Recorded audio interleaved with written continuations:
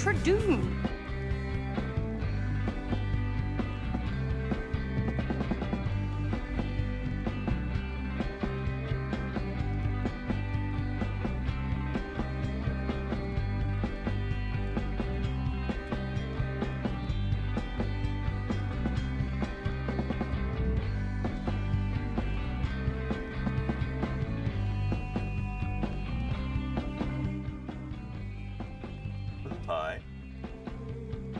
Investigating the ferns there. We're gonna start the stream, Moon Pie. We're gonna get things started here. Yeah. Alright, see everybody in a couple minutes.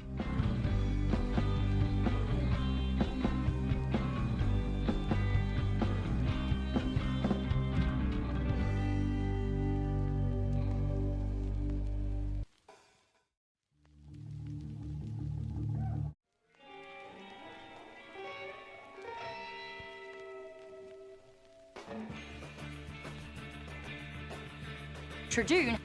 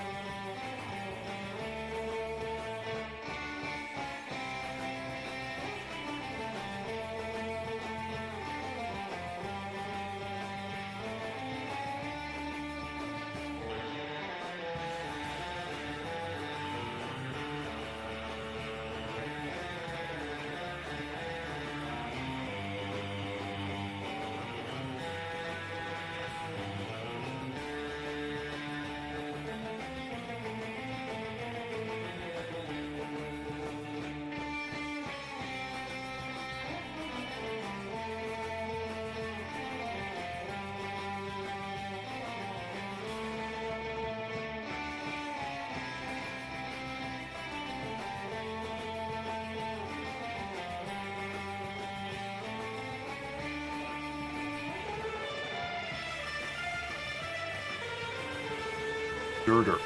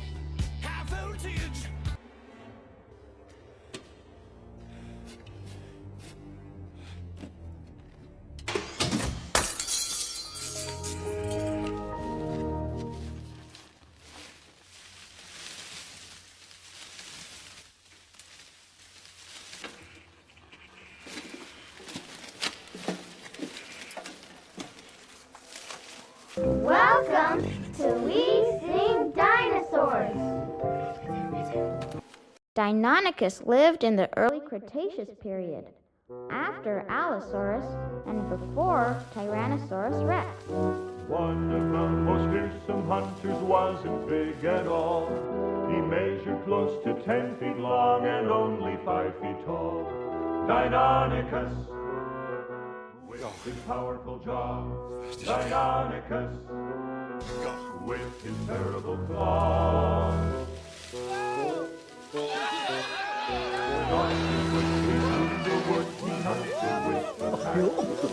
When they spied a likely foe, they'd race to the attack. I actually really like this song. With his powerful jaw, Deinonychus, with his terrible This song claws. His arms were long to hold his prey, sharp claws were used to grip. But the deadly claw was on his foot, the one he used to rip. Deinonychus, with his powerful jaw. Deinonychus, with his terrible claw. He wasn't a big dinosaur, but will the doctor say he must have been the very fierce hunter of the shore. Deinonychus, with his powerful jaw. Deinonychus,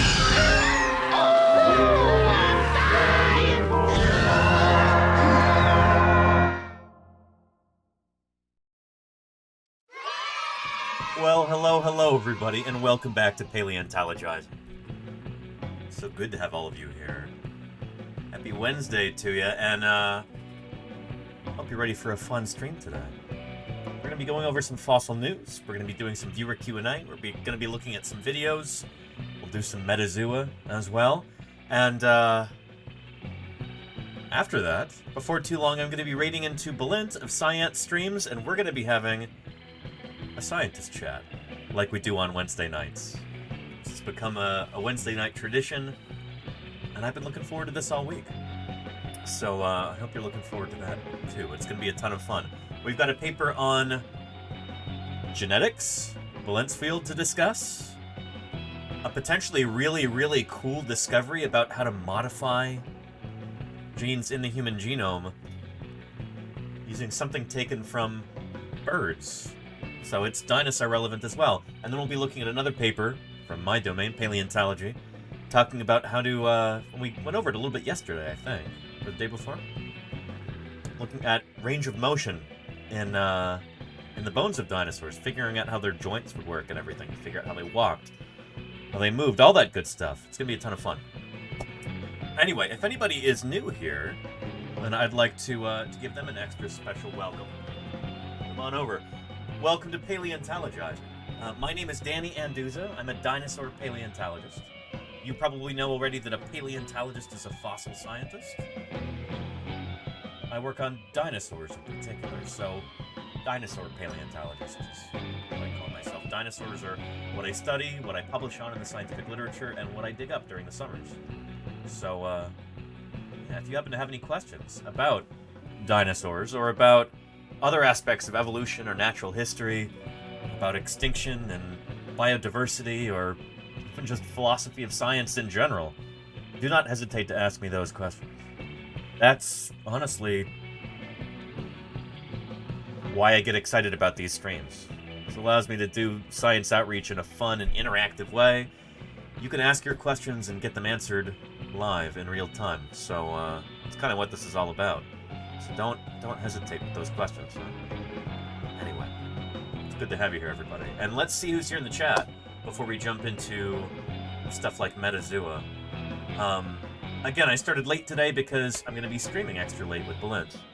So apologies for being late, but it was on purpose. Sloppy Salamander is here. Matt M33, Lenina, Fall Machine, Ant streams Balint. I hope you're streaming right now. That's good to see you. And the Dinosaur Dave, howdy, howdy. We've got Alexander Morrison.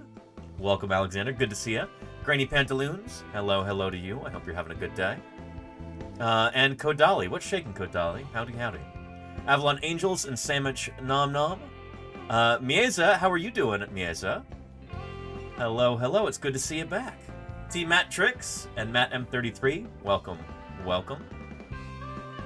Not the Brain and Niffler, Phoenix the Archaeologist and Pfizer, Grim Deviant and Bubsy, I am Morvash and Procyon, Portugasque and Rylesy, Miss Yvette and Jody Fish, Rusty Guy and Tone720. Hello, hello, welcome Tone, you did catch the start today. Baja Smancer and Golganek, did I say hello to you yet? Welcome, welcome Golganek, always a joy to see you. Hope you're having a good day. That Texas Cryptid and Cherish85, Miss Yvette, and Perilous 3D. I'm glad you liked that opener video. Stoicite is back too. How you doing, Stoicite? Howdy, howdy. It's good to have you here. Aozora. Hello, hello. None of our training could have prepared us for this. Yeah, but you'd probably know what to expect if you knew what Deinonychus was. Like those guys should have. You do know what Deinonychus is now. And we'll be talking about that today. That's actually kind of in this big paper that I'm going to be discussing with Belint. The kind of case study is Deinonychus, the terrible claw. Probably be talking a bit more about that critter today, because it's an important one. Chocolate Bob says, yay for dinosaurs. Yes, indeed, Chocolate Bob. I'm glad to see you here. Welcome back. And Steely Dan says, Wednesday paper discussions are so good. Lots of neat evolution on this channel lately. Thanks, Steely Dan. I appreciate that. Honestly, that's really good feedback. And Chocolate Bob, thank you for the 100 bits there. I really appreciate that. Thank you, Chocolate Bob. Tone720 says, I came back for the kitty, JK. Oh, Tone. Well, Ios and Lordy are now home. They got home last night from their travels. So there might be less cat chaos on today's stream. We'll see. The cats have other people to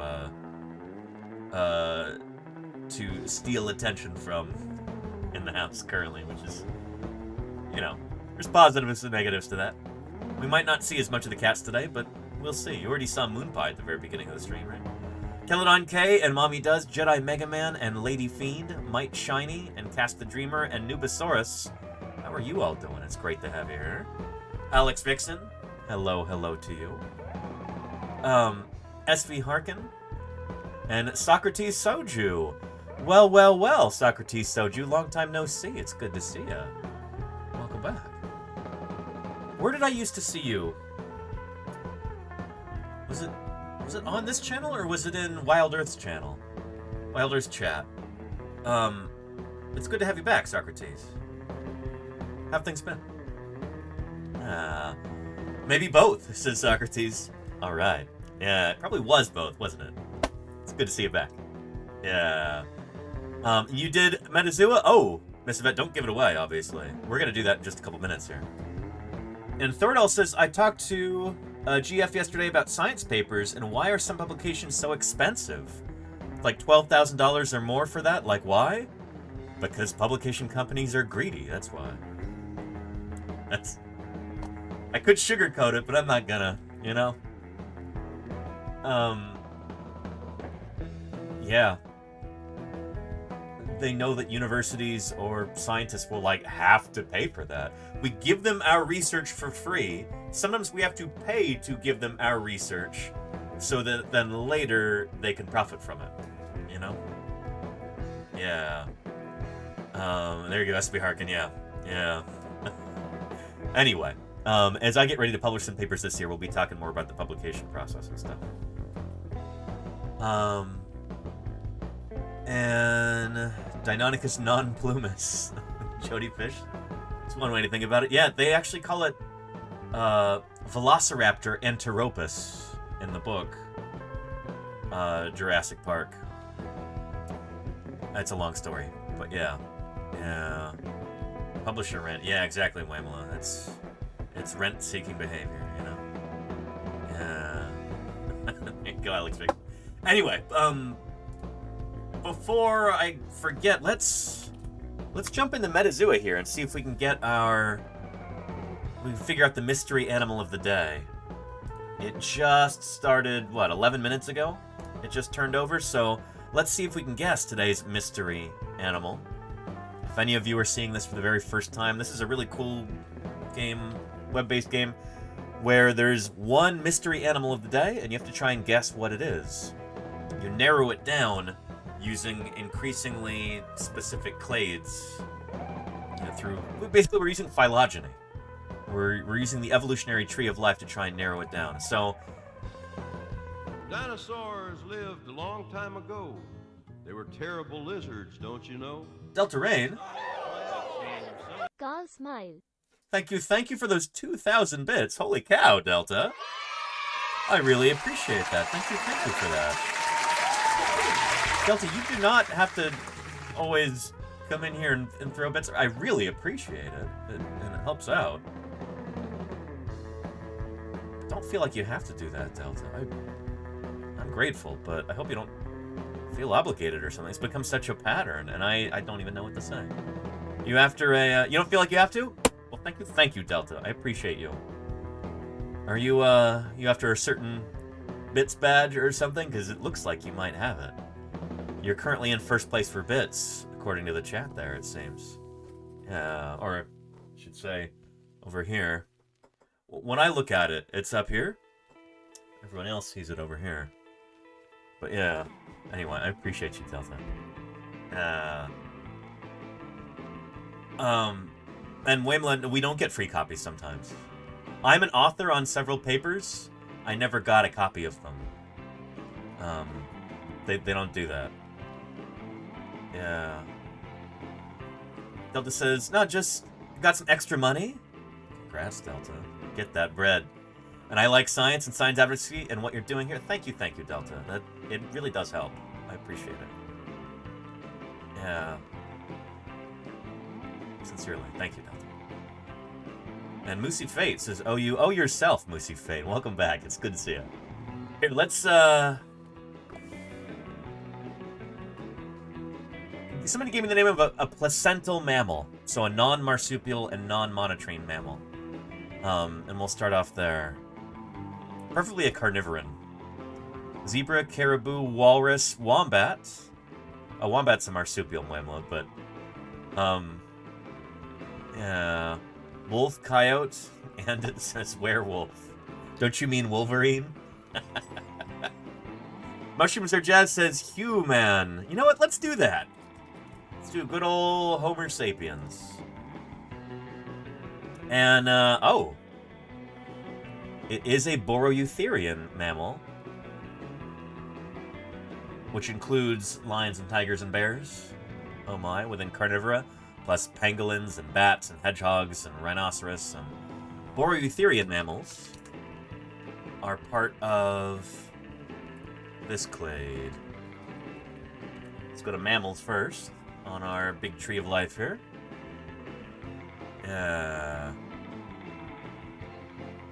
So, there is mammals, and then Therian mammals, getting more specific, placental mammals, Boroeutherian mammals. So it's part of this clade here, but it's not going to be, since we can tell it's a Boroeutherian mammal.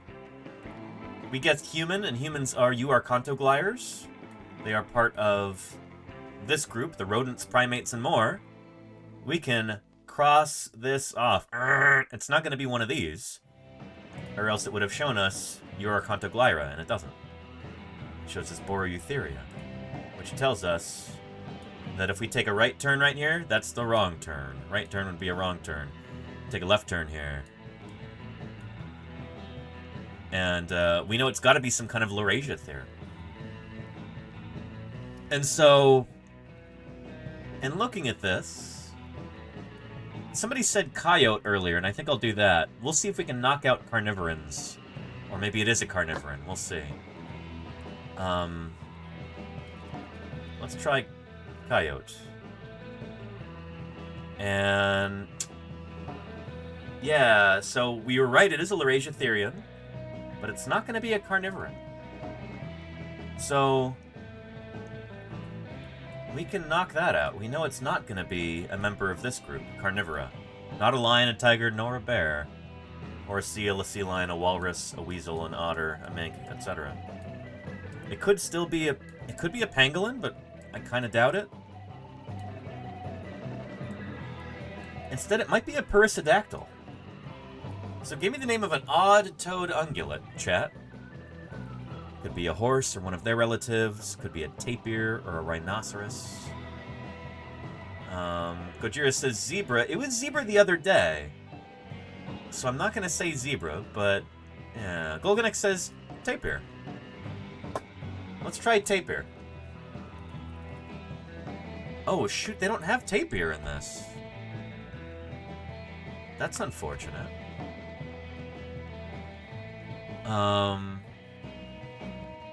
Rhino, yes? Confused to get it? Let's try. Let's try rhinoceros. That is a perissodactyl, an odd-toed ungulate. And, holy cow! That was it right there. That was it. Excellent. That is pretty stellar. We got it in 3 guesses. Oh, hang on. My Archaeopteryx is falling off the wall right now. The magnets keep getting unstuck from it. I'll be right back. Then we'll talk about rhinoceros.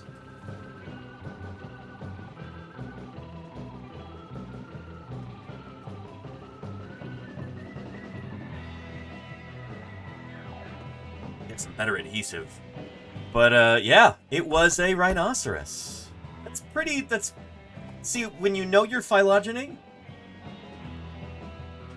it becomes easier to guess this in as few guesses as possible. Part of it still comes down to luck, but you're more likely to be in a situation to have good luck if you're already set up for that well by knowing, you know, how evolution works and what the tree of life looks like and how to read it, you know? Yeah. You got it in 2 today. Very nice, Neffler. Very nice. Yeah. And don't get too complacent. There's always the plants. Yeah, I'm not a plant guy, Gojira. I'm not a botanist by any stretch of the imagination. I'm a vertebrate paleontologist. Oh, animals are much more my speed. But yeah, not too shabby. The white rhinoceros, Ceratotherium. That name means horned beast. Therium means beast. And Cerato, like Ceratosaurus, means horned. The white rhinoceros in particular is not white. They're usually like gray. Light gray to like dark gray, almost black. Apparently white rhino, that name comes from... it's either from like an Afrikaans word meaning wide, or maybe the English word meaning wide, but they've got a wide mouth. As opposed to the black rhino, which has a very narrow mouth.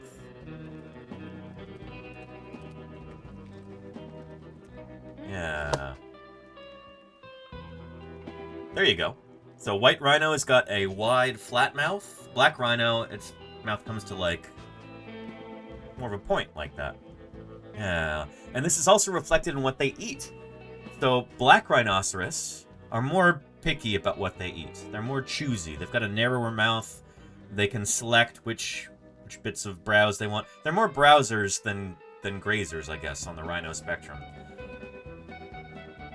Whereas white rhinos, wide mouth rhinos, they just gobble up grass left and right. They're less choosy about what they eat, apparently. Yeah, let's watch a little video on rhinoceros.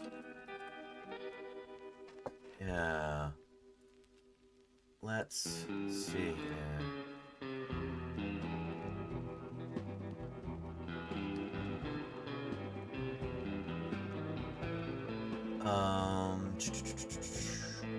Let's look at the differences between living rhino species. This looks good. The rhinoceros is one of the most recognizable large animals alive today. It's part of a group of mammals that emerged around 50 million years ago and diversified into a variety of forms. We're already off to a great start. Talking about the fossil history of these groups? This is good stuff. The channel's called Animal Origins, and I like it already. This is great. This is great. Of mammals that emerged around 50 million years ago and diversified into a variety of forms. For this video, however, we'll be looking at all extant members of the family Rhinocera today and seeing what makes let me turn the audio up. Unique from one another. I'll turn it down here so it sounds quieter in my... Today we have 5 living members of the family. the white rhinoceros, Ceratotherium simum, Yeah, the thank black you, Lidina. rhinoceros, Diceros bicornis, the Indian rhinoceros, Rhinoceros unicornis, Yeah. the Javan rhinoceros, My favorite, the Rhinoceros Javan rhino. indiacus, and the Sumatran rhinoceros, Dicerorhinus sumatrensis. The key difference between African and Asian rhinos is the presence of tusks on the lower jaw, which the black and white rhino lack. In the 3 Asian rhinos, these tusks are used for fighting between individuals, as well as warding off predators like tigers. Interesting. African I actually didn't know that. I didn't know that Asian rhinoceros had tusks. Did anybody in chat know that? Holy cow, I didn't know that. Yeah. Trensis. The key difference between African and Asian rhinos is the presence of tusks on the lower. That's wild. Like, they got tusks. How did I never know this before? That's really, really cool. That's really, really cool. Well, I've learned something already. Jaw, which the black and white rhino lack. In the 3 Asian rhinos, these tusks are used for fighting between individuals, as well as warding off predators like tigers. African rhinos, on the other hand, use their horns almost exclusively for these matters. The white rhino is the largest species of rhinoceros. They can measure in That was ours today, was the white rhino. 6 foot 6 inches in height and weigh over 3,500 kilograms or 3.8 tons. They typically live in South Africa, and though its northern subspecies was once widespread in areas such as the Democratic Republic of the Congo, it's now functionally extinct, with the last 2 members being female. White rhinos have the second largest horns of all rhinos. The front horn can be as long as 102 centimeters or roughly 40 inches, and the posterior horn can measure about 55 centimeters or roughly 21 inches. White rhinos are known for their wide, square upper lips, which they use for... And Tone says, rhinoceros, doesn't it translate to nose horn? It does indeed. Yeah, yeah. And so are they close to boars somehow, says Phoenix the archaeologist? They're not. So boars are artiodactyls. Boars are not part of this group, Perissodactyla. So rhinos are in here. These are the odd-toed ungulates. Rhinos have got 3 toes on each foot. Boars have 2. My 50,000 a year has been well spent. Reagan Nation, thank you for those 8 months of support. Holy cow. I really appreciate that. At tier 3 now, Reagan Nation, appreciate you. Thank you for that ongoing support. It means a lot to me. That means a lot to me. Thank you for keeping me here on the air with that generous contribution. Tier 3 is nothing to sneeze at. So, yeah, if we can jump from here to boars, which are, they're part of Suidae, the pig family, and they are artiodactyls, so they're over there. Pigs have got, they're quote-unquote cloven-hoofed, so they've got 2 hoofs there. Yeah. Good stuff. Anyway, back to rhinos and the odd-toed ungulates. There are white rhinoceros, black rhinoceros. Those are the African rhinos right there, which are each other's closest living relatives. When you back up a bit, when you get to Javan and Indian rhinoceros, I think every single species of living rhinoceros is endangered. Except maybe the white rhinoceros. Southern white rhinos might be doing okay. Yeah. Grazing. The form of their lips is actually where their name comes from. The Dutch word wide was originally used to describe these animals, but it became mistranslated to English as white. In reality, the white rhino is no more white than the black rhino is black. Yeah. The black rhinoceros is the smaller of the 2 African species, measuring in at about 170 centimeters or about 5 feet at the shoulder, and weighing 1,300 kilograms or 1.4 tons. By the way, Balint really likes rhinoceros. One of his favorite animals. Despite being shorter than the white rhinoceros, it possesses larger horns, measuring in at about 130 centimeters or 51 inches for the front horn, and about 55 centimeters or... And Tone says, could they crossbreed them? I think they're probably too distant from one another, or they wouldn't be able to interbreed. Yeah, according to this chart here, it was 12.5 million years ago that they split. And so they've essentially been evolving separately for 12.5 million years. Or you could say it's a combined 25 million years of evolution separating them. That's a long time. They've developed a lot of genetic differences in the time since then. They probably could not interbreed. They're probably too distant from one another now. Yeah. 21 inches for the horn in the back. A good way to tell the white and black rhinos apart is by their lips. While white Yep. rhinos have square lips, the upper lips of black rhinos are prehensile, which is used for their browsing habits. Given that these two rhinoceros species have two distinct types of feeding, they're able to coexist together in the same habitats without having Oh, very cool. So they exhibit what we call niche partitioning. So in order to, like, keep from competing with one another too strenuously, they can both exist in the same environment because they're eating different things. They've got a different shaped mouth, they've got a different feeding style, they've got different food preferences, so they can actually live side by side, and one is not going to outcompete the other. That's pretty cool. That's pretty cool. And Kawaii Shelley says, what is the Tree of Life site? It's called One Zoom right here, and it is pretty cool. Yeah, we'll zoom out from there to from the African rhinoceroses to all life on Earth. This is such a cool sight. This should be, like, you know, used in classrooms all over the world, but it's usually not here in the US, at least. We can talk about that, but it's cool stuff. It's cool stuff. Yeah. Dinosaur Dave says, that's Quitter talk. It's only 25 million years. There have been hybridization events between animals more distant than that, but they're pretty uncommon, you know? having to compete with one another. Yeah. Asian rhinos are split into two genera, Rhinoceros and Dicerorhinus. The easiest way to tell them apart is by the number of horns they have. The Indian and Javan rhinoceros. Yeah, well here, what do you think that means, chat? What do you think this name translates out to? Dicerorhinus.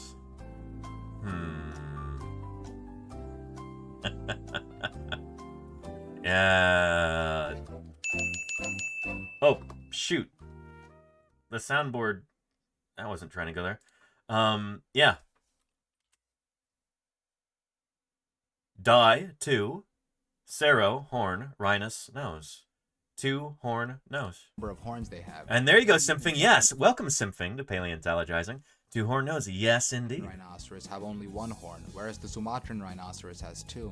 The Indian rhinoceros has the largest total population of the three Asian rhinoceros species. It's found in northeastern India in areas such as Assam. It's the second largest rhino species overall, measuring in at 2 meters or 6'6" at the shoulder and weighing about 3,200 kilograms or about 3.5 tons, although its horn is only 25 centimeters in males, which is about 9.8 inches. Indian rhinos are known for their thick skin, which thanks to the layers of folds and ribbon-like tubercles, looks a lot like armor plating. Like the white rhino, the Indian rhino is primarily a grazer, though during the winter months they can often take to browsing.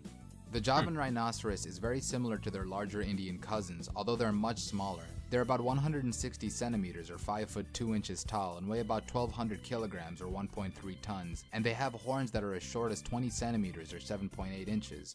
Some members are actually known for having no horns at all. They're known as being browsers, though much of this could be due to their extremely restricted habitat being forested area. They're only alive in the wild in a small part of Java in Indonesia, and they're one of the rarest mammals in the world.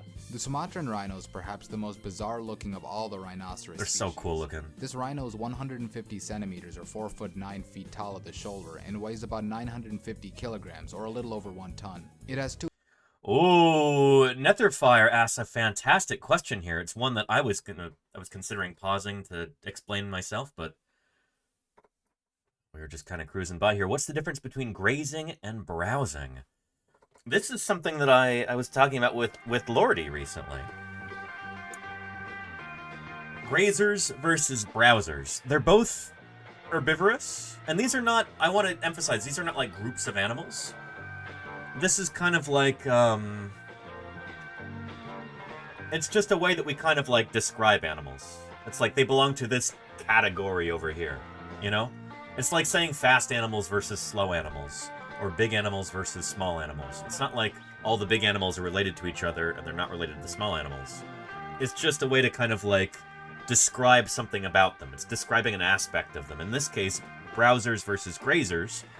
Browsers tend to be more like folivores. They tend to eat more leaves. They're being a little bit more choosy about what they eat. They're eating higher quality forage and a little bit less of it. Grazers are usually just eating grass. When you hear grazer, think grass eater, because that's essentially what grazer means today. now that grasses are kind of dominant in the Earth's terrestrial ecosystems. So grazers tend to have like a wider mouth. They're just shoveling in massive quantities of low-quality forage, usually grass. Whereas browsers are, you know, they're being a little bit more choosy. Think of it like cows versus deer. Cows are grazers. They're walking around and they're just eating a bunch of grass. They're just filling their mouths with it. And they're not being real choosy. Whereas browsers are like deer, you know? They will jump your fence so that they can eat your rose bushes or eat your tomato plant or whatever. They're more choosy about what they eat, and they're eating higher quality stuff. More calorific, but they're eating a little bit less of it. And they've got narrower mouths as a result. Does that make sense? Yeah, deer who eat all my shrubbery every winter. There you go, Gojira. Yeah, I'm sorry about that. Yeah. So, it's been suggested before that, here. That we've got browsers and grazers in among duck-billed dinosaurs. You've got certain duck-billed dinosaurs with really, really broad beaks.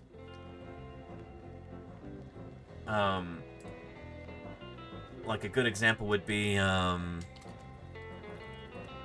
Edmontosaurus, one from the Saurian game. It's got a very wide mouth, very wide snout. Probably eating a lot of, like, low-quality material and just eating a ton of it. Whereas you had other dinosaurs like Lambeosaurus, other duck-billed dinosaurs, who tend to have kind of narrower beaks.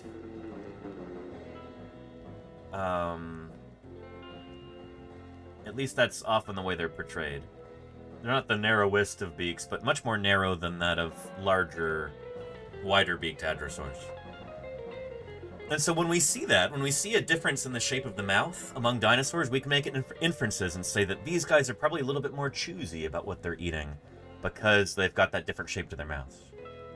And then you might be able to test that hypothesis by doing isotope analysis or something like that. There are other ways to test that idea, but it's a nice way to kind of organize your thoughts and come up with good hypotheses, to just have kind of broad-scale observations about the shape of the mouth, you know? Oh dear, I shall be too late. Welcome. Oh, yeah. Let's see. But yeah, Halloween pumpkins too. I don't think Halloween pumpkins are either browsers nor grazers, Ungoy. They are more the browsed or grazed. They're not the grazer, they are the grazee.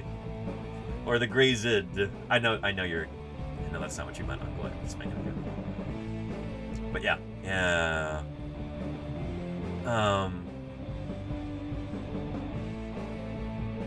But yeah. Anywho. Back to our rhinoceroses. Cool critters. The shoulder and weighs about 900 Sumatran rhino is super or a cute. little over 1 ton. It has 2 horns like its African relatives, although they're far smaller, with a front horn length of 55 centimeters or 22 inches and 10 centimeters or 3 inches for the They're so posterior cool. horn. It's the oldest species of rhino alive today, with its genus thought to have branched off around 25.9 million years ago in the Miocene. Wow. It's also stated. And so yeah, that's what they're saying here. If we go back to rhinos on our tree of life.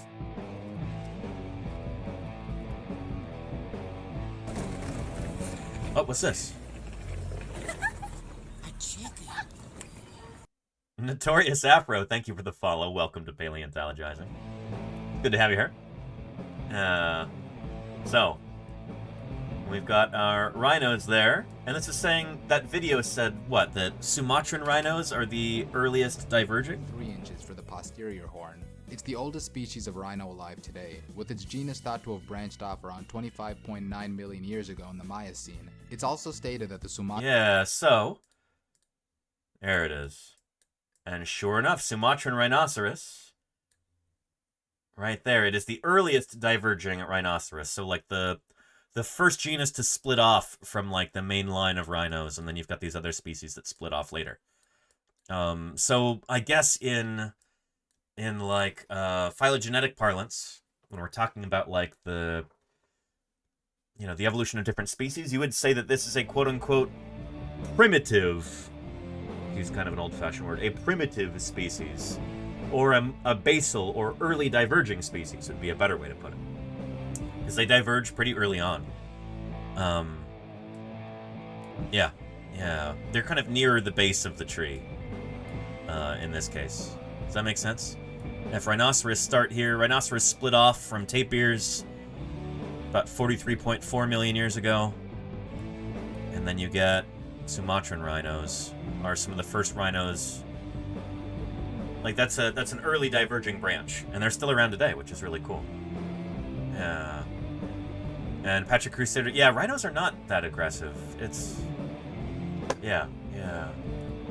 Anyway. Rhinoceros is much more closely related to the two African rhinos as opposed to its Indian and Javan cousins, which makes morphological sense since they all have two horns. However, it's also said to be a close relative of the now extinct woolly rhinoceros, Coelodonta antiquitatis, that inhabited Eurasia during the late Ice Age. This is evident given their far hairier appearance compared to other rhinos, especially in their young. This rhino lives in the forest of Sumatra in western Indonesia, and it's also a browser. All 5 rhino species are threatened. While the southern white rhino is best off at 18,000 individuals, the same can't be said for the other 4 species. They're all critically endangered, with less than 6,000 black rhinos, 3,600 Indian rhinos, and a staggeringly low 80 and 72 Sumatran and Javan rhinos respectively.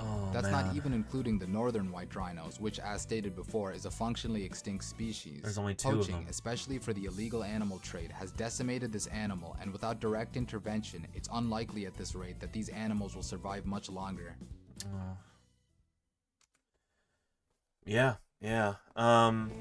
Here's a link to that video there. Animal Origins. Cool channel, it seems like. Yeah. Like pangolins that we were talking about on Friday, rhinoceros are also poached for their keratin. Because some people have become convinced that their keratin, the same material as your fingernails. Like, it's chemically the same. Some people are convinced that it has magical, mystical properties that can cure all kinds of ailments or whatever. But neat channel. Animal Origins. Evolution of the hyena, evolution of the crocodile. Insectivore. Oh, we've looked at this one before, this video. This is good stuff. The evolution of sauropods? Neat. Very neat. Yeah. Good stuff. Anyway. Yeah. Anyway. Cool stuff. That was our metazoa animal of the day, was the white rhino. Now, there's another video that I saw yesterday that I really wanted to look at, but it wasn't really part of our agenda yesterday to talk about this, because we were focusing on Megalosaurus.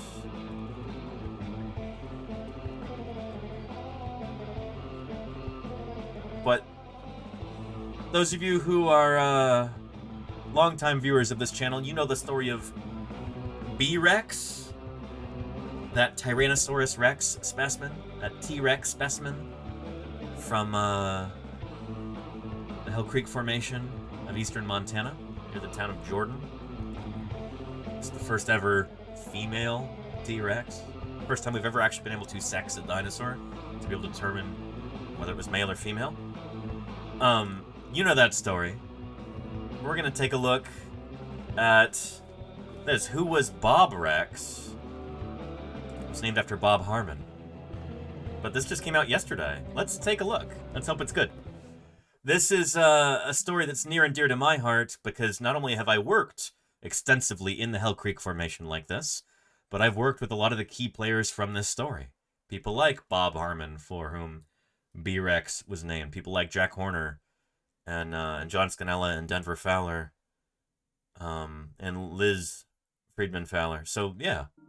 In 2000, fossil preparator Bob Harmon was eating his lunch and just calling him a fossil preparator seems like it's cutting him short. Shoot,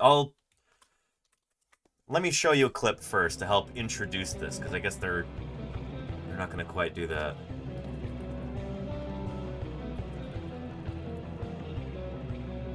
There we go. Steak. Mary put some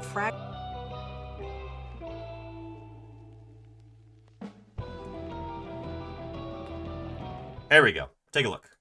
Has landed the two of them at the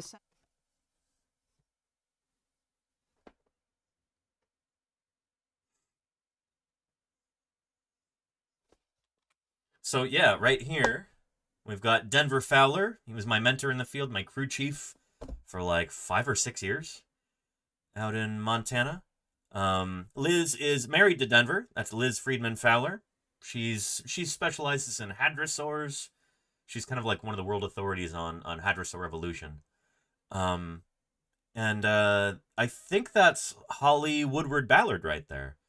She was Holly Woodward when I knew her back in Montana, but she is one of the world's foremost fossil histologists now. So she actually cuts fossil bones open to count the growth rings inside, determine how old these dinosaurs were when they died. Extraordinarily important work. So, yeah.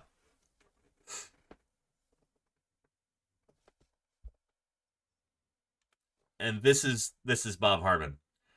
So Bob was, his official title was like prep lab manager or something like that. Gojira says that's a weird title, fossil preparator. It's not a weird title. It's like that's a job in paleontology. A preparator is somebody who cleans the fossil bones in the laboratory.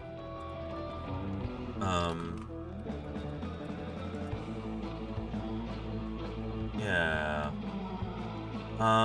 Oh shoot, here's Kelsey Abrams. I met her. It definitely slows me down. I met her in Seattle this year.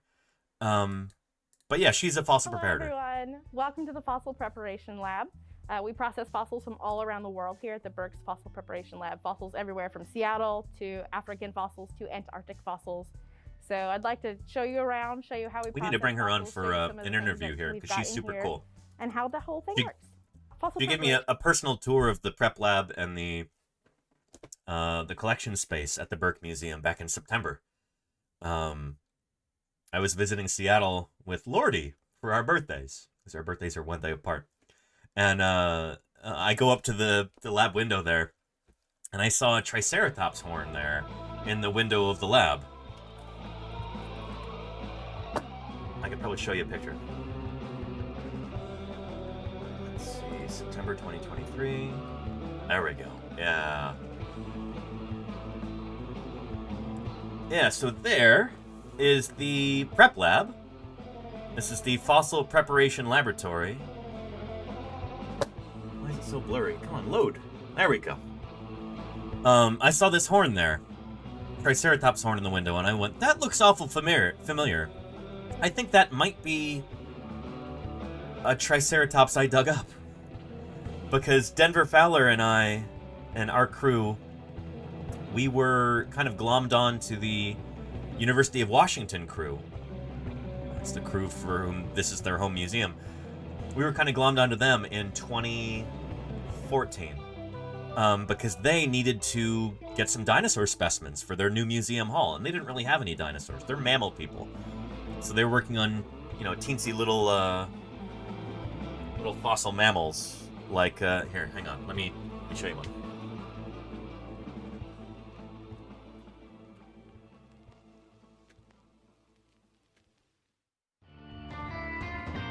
Most of the mammals from the age of dinosaurs were very small, like this. This is my 3D print and sculpt and print of Morgan Eucodon.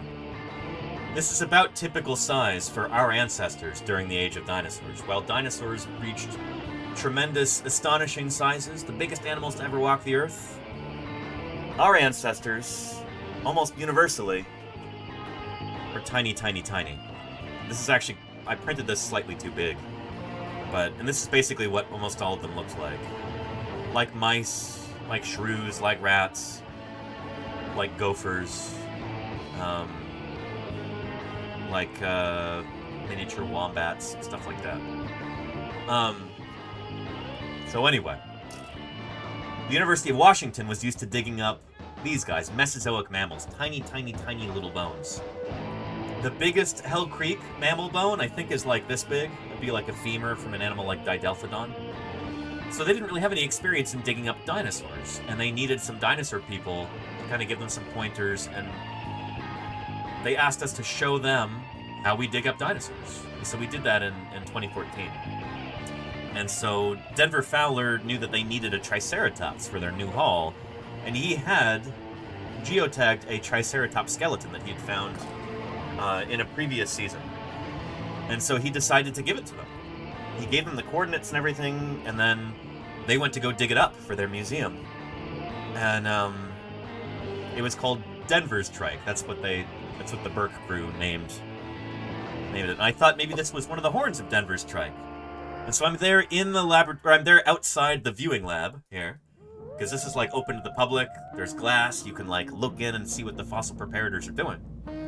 And there's Kelsey right there. And she saw me peering in, and I thought, oh, why don't I just ask?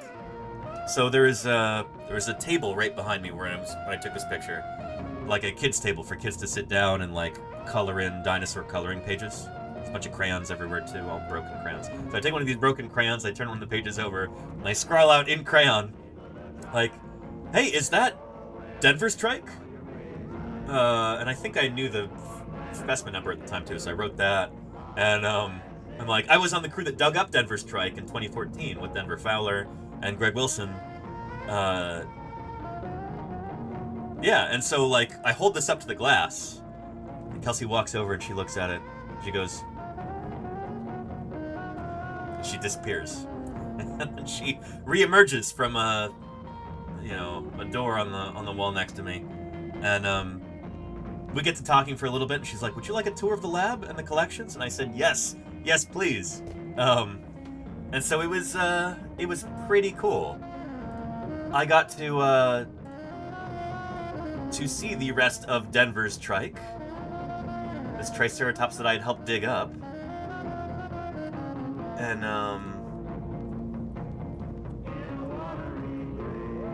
yeah, that right there is the occipital condyle from Denver's Trike. So this is the it's like the ball and socket joint at the back of the head. This is where the skull attaches to the neck vertebrae. So this is basically like a big trailer ball on the back of the head. I can show you on a baby Triceratops skull. Here.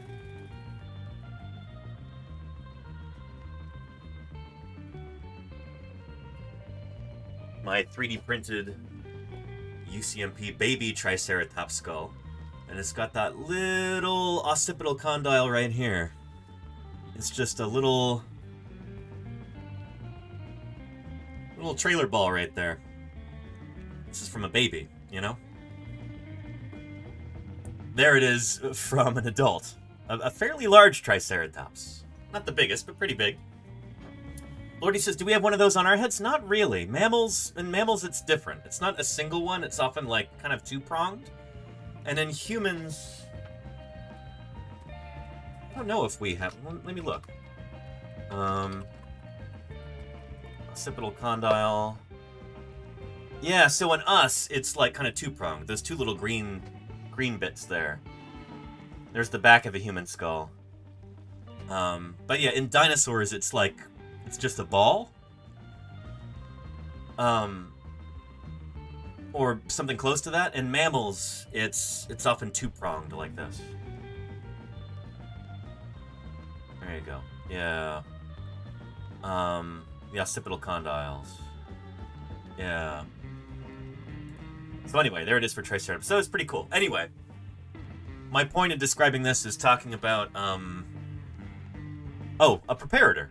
Yeah. Here's Kelsey right there talking about this. Probably the most labor-intensive part of. There we go. I'd like to show you around, show you how we process fossils, show you some of the things that we've got in here. Tougher hitch. There you go, Katir. Yeah. Works.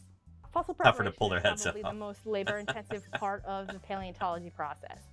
So you find the fossil in the field, and it's... Oh, and Dinosaur Dave says, isn't that called an atlas or something? So the atlas is the first neck vertebra. You've got the atlas and then the axis. And then you've got the rest of the cervical series. So it goes occipital condyle, which is part of the skull, and then the atlas vertebra and the axis vertebra after that, and then the rest of the neck vertebrae. Yeah. Oh, and Gabriel says, you don't have to call me Mr. Paleontologizing. Call me Danny or call me Hey You. No need to put on airs. Is it not possible to be both a fossil hunter and a preparator? No, that's... Bob Harmon is, or was, both. And, yeah. But preparator is sometimes, like, the official title that's on your business card or on your paychecks or whatever, you know? You can definitely do both. Yeah. Yeah. Encapsulated in a chunk of rock. It's got everything that was out in nature along with that block of rock. So you've got the adhesives and the glue that we used in the field to keep it together. You've got the cows that trampled on it. You've got the glue that glued the rocks and the grass and the bugs to the fossil. So when it comes here, it's not looking like what you see when you come through our collection or our exhibit spaces. So it takes a lot of time because we're removing rock from a fossil. And obviously that rock has kept that fossil together for millions of years. It's done a wonderful job of keeping that fossil together, but it's rock. And anything we do to remove rock is going to damage a fossil. So we do a lot of our work underneath microscopes to slow us down, to see what we're doing, and to make sure that we're not damaging fossils when we do remove them for rock. To start with, we're going to talk about what is right behind me. So yeah, she'll show you using an air scribe here, some other tools. And I want to clean off this entire surface of all this loose material.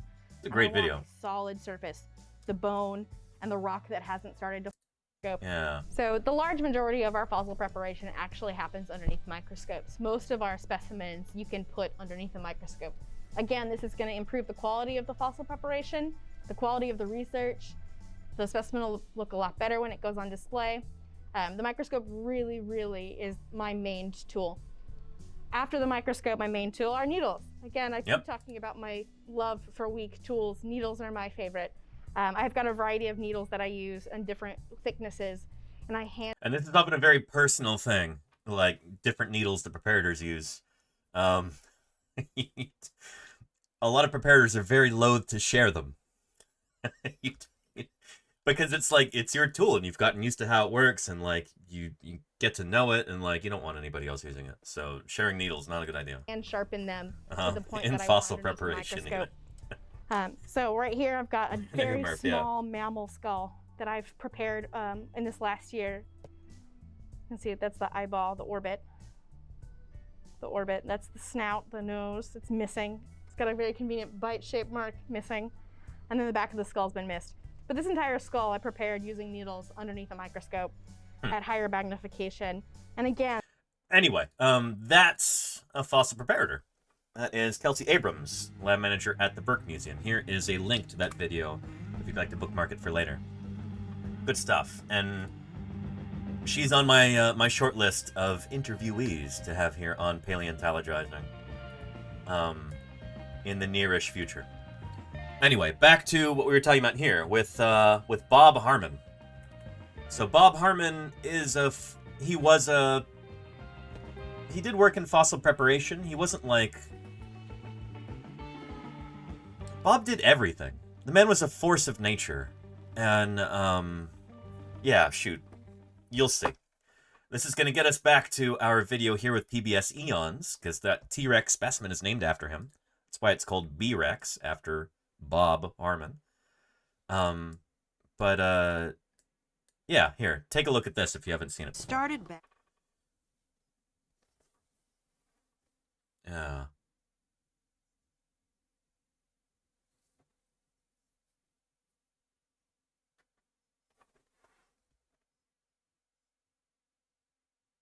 Yep.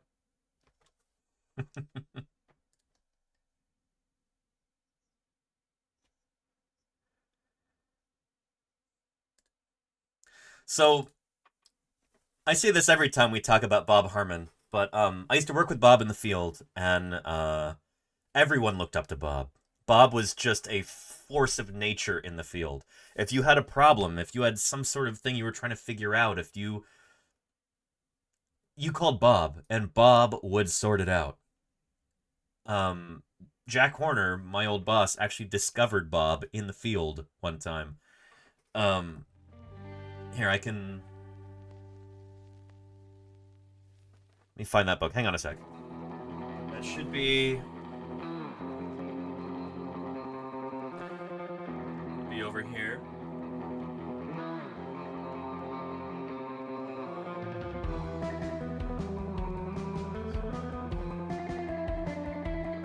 I need to reorganize all of this.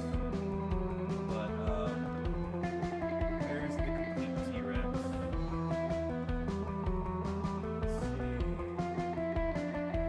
There we go. Yes. I took the dust jacket off of it. That's why it was hard to spot.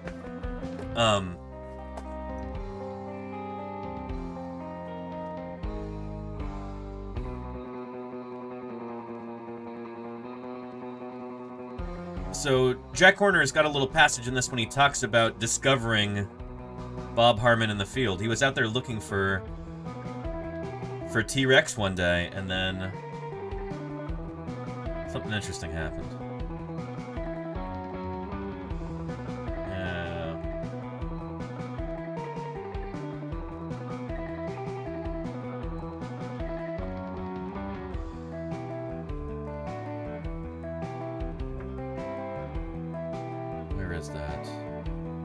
I don't know if there's a full account of it in this book, but there's a picture of Bob right here. Back when he had a mustache in the 90s. There he is right there. So Jack writes, I found Bob Harmon doing what I do, walking around Montana looking for dinosaurs. He's proved an excellent fossil preparator and field worker.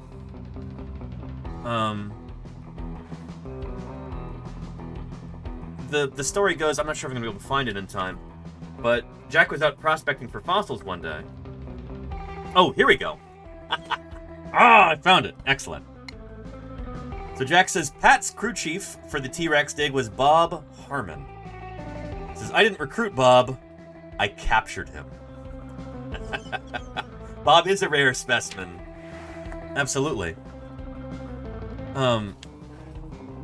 We were prospecting at one of our sites on the Two Medicine River in western Montana one summer morning, when we came on someone out looking for fossils. I wanted to know what the heck he was doing there, but I was pretty respectful. Bob's a serious-looking guy, and he owns a serious-looking gun. So it turns out Bob was just driving around and walking around looking for fossils. He was pretty darn good at finding them. I put him to work digging for us, and he's found all kinds of great stuff for the museum, from dinosaur skeletons to nests. Bob's strong, too, and he knows how to handle a 6-foot pry bar or a 65-pound jackhammer. That's an understatement. Anytime there was any kind of equipment issue, anytime there was any sort of, fossil that would be difficult to dig up, Bob Harmon was the man that we would turn to. He was just a force of nature. And, you'll see that right here, too. Yeah.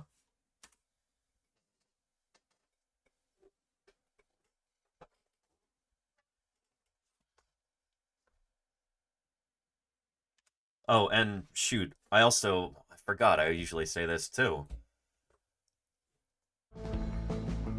We've got new folks here. If anybody's ever seen this film, Tarantino film, Once Upon a Time in Hollywood,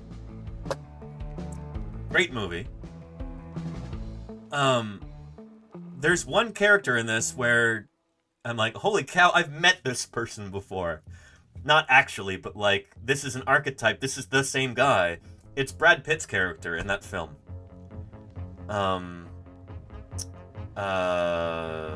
Cliff Booth, I think was his name. Yeah. And the Sparkplug t-shirt there. He reminded me of Bob Harmon so much. It's like, I've met this person before. And it made me really miss Bob. Essentially the same person. It's kind of amazing. Yeah. Yeah, that's exactly what it was, Rosand. That's exactly what it was. It was the it was it was totally this.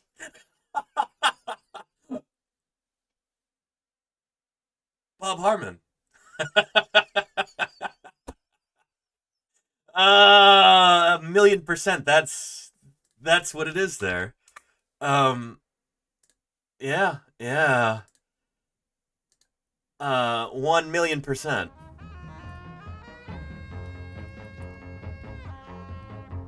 Yeah. Anyway, that's Bob.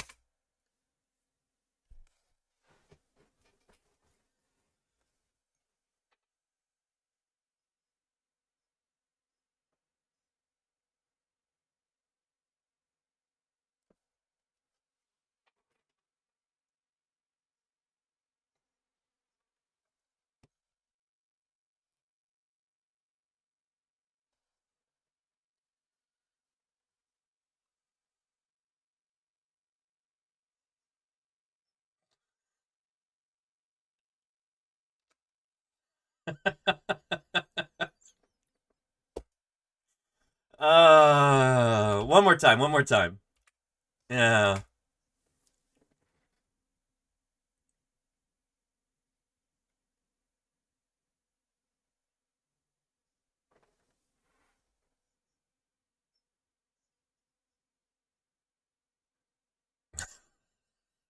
Yep. Yeah.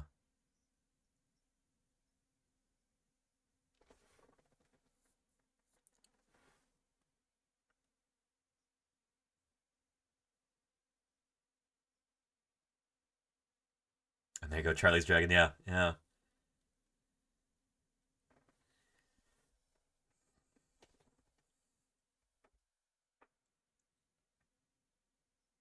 Physics, yes, sir. There you go, Alex Vixen, yeah.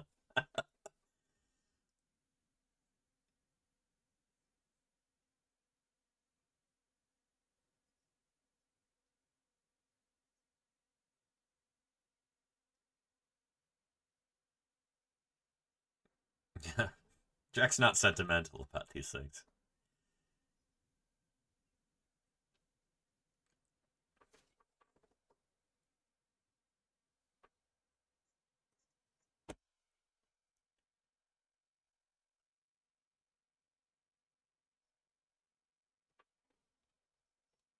Not gender. Gender's a human construct. That's a thing in humans. It's the animal's sex, male or female, determined by sex chromosomes in this case. We think that dinosaurs, like modern birds, would have had, I think, ZZ and ZW chromosomes.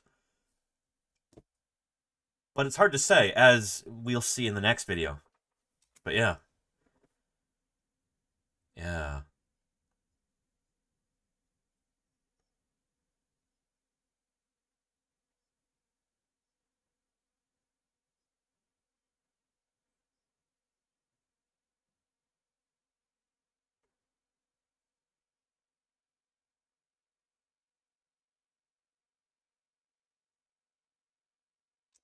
Yeah, it gets really cool after this too. So I'll give you a link to this right here. But yeah, in birds they do have chromosomal sex differentiation. But it's not like in mammals where there's like X and Y, or XX and XY, or sometimes XXY, which happens too. That's a natural thing. But here, take a look at this right here. Yeah. Do you know a little about basic biology? I bet you know that most women have 2 X chromosomes and most men have an X and a Y. But do you know females of... And there are definitely exceptions to that too. And it's like a higher percentage of the population than you might imagine, people who are intersex. I bet you know that most women have 2 X chromosomes and most men have an X and a Y. But do you know females of some species have a W chromosome? Yeah. And sometimes Y. There you go, HD. Hey science fans, Julia here for D News. Bird sex is a little weird. No, I don't mean because everything happens in one hole. I mean birds have strange chromosomes. Let's start off with what we know about our sex chromosomes. Most women carry 2 X chromosomes, and most men carry an X and a Y. There's room for variation. Are they really shaped like that? Are they really actually shaped like this? I thought those were mostly just names. Another fire says yes. Well, sorta. They are interesting, Delta. So that's funny because at the same time that I learned about X and Y chromosomes when I was a kid, I also learned about Z and W chromosomes, like in birds. And so I thought that these were just like generic. I thought it was X in the same way that like, oh, you solve for X. It's just a placeholder or like a, it's arbitrary. They're actually shaped like that? The Y isn't quite X. Okay, diagonal. Okay. Yeah. I'm guessing that for Z and W, it isn't actually shaped like a Z and a W. I'm guessing that there's something else going on. But yeah. There's room for variation. An interesting delta, thank Some you. people have more than one X, like XXY or XXX, and this is true for a lot of organisms like humans and cats and mice and things. In these cases, the female organisms produce one type of gamete, and they How's all the volume, have by an the way? X. Is it okay? But males produce 2 types, X and a Y, and it's the male gamete or sperm that decides the sex of the offspring. In some reptiles, it works a little differently. It's not necessarily the gametes that determine sex, but the temperature. Like take the American alligator, for example. Both high and low temperatures turn the eggs female, while middle-range temperatures make the eggs male. A reptilian ancestor of both humans and birds probably relied on this system. I don't know about that. Because in dinosaurs almost certainly had, like chromosomal sex differentiation, sex determination, I should say. And so I think that what crocodiles and turtles have is a weird thing that they evolved specially. That's not the default state. So like saying that the default state is temperature determined sex, I don't think that's the case. I think this is what we call an autapomorphy. Like that's something that they evolved that was special, rather than being like the default state there. For example, both high and low temperatures turn the eggs female, while middle range temperatures make the eggs male. A reptilian ancestor of both humans and birds probably relied on this. And yet humans did not have a reptilian ancestor, so that's just wrong.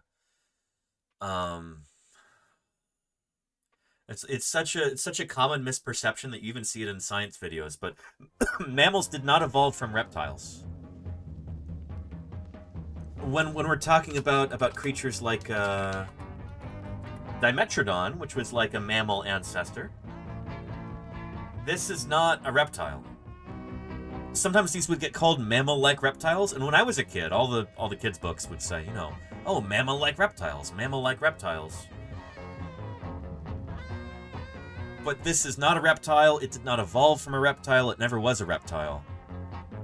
Mammals and reptiles seem to split at the very, very beginning of amniota.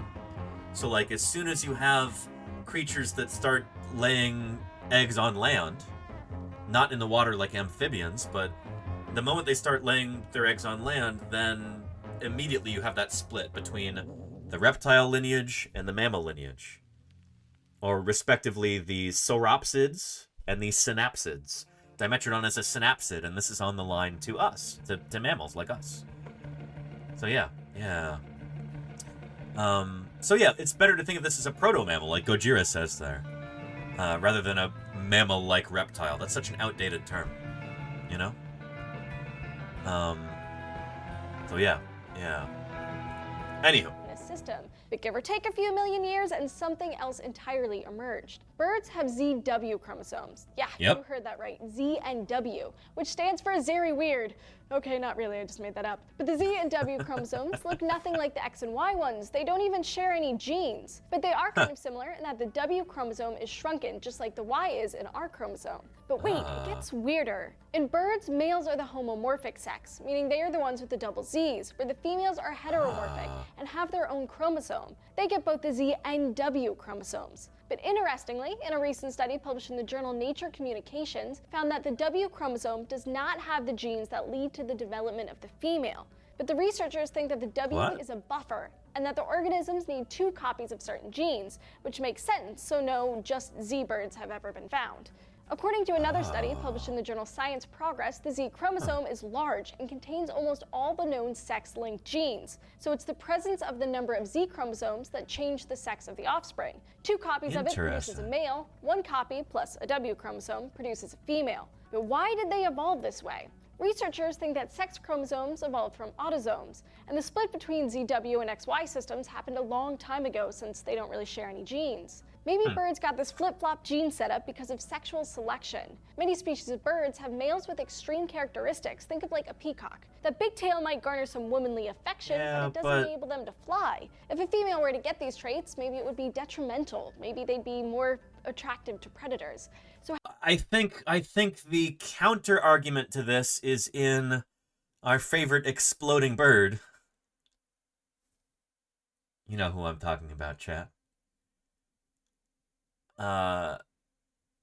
If we were to get 10 gift subs right now, it might just show up. The Tinamou, Charlie's Dragon. Yes, indeed. Yeah, the Tinamou. In this lovely bird right here, Spartan, holy cow! Look at this lovely Tinamou bird. And these ones, the females are more showy than the males are. And the males are the ones who sit on the eggs and take care of them and everything. And this one's so excited for those 10 gift subs. Uh-oh, not again. Oh, shoot. So Spartan Zero is overloading the system with 10 gift subs. Holy cow, Spartan. Thank you for that. I do really appreciate it. Holy moly. And look, we're like almost halfway to our sub goal for the week. Brilliant. Yeah. Eclectic Gamer Mouse says that was fun. Well, you have So Spartan to thank for that, as well as the 10 people who just got gift subs from So Spartan. They've got Spartan to thank for that. So thank you, Spartan. I appreciate you. Good stuff. Good stuff. That's some paleontologizing magic right there. Yeah. So Tinamou birds are really interesting in that they're, like we were talking about earlier with the rhinos, they're more primitive. They're early diverging. Here, we'll look at our tree of life. We'll jump from rhinos to aves, the birds, which are cool modified dinosaurs birds.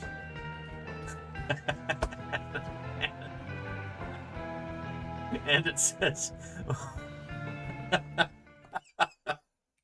hang on a minute.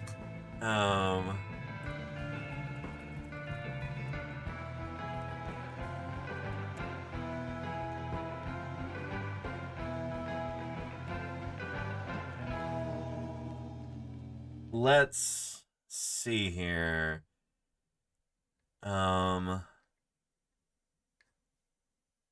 That's not it right there. Here, hang on a minute. Cross your fingers. This is it. Yeah, there we go.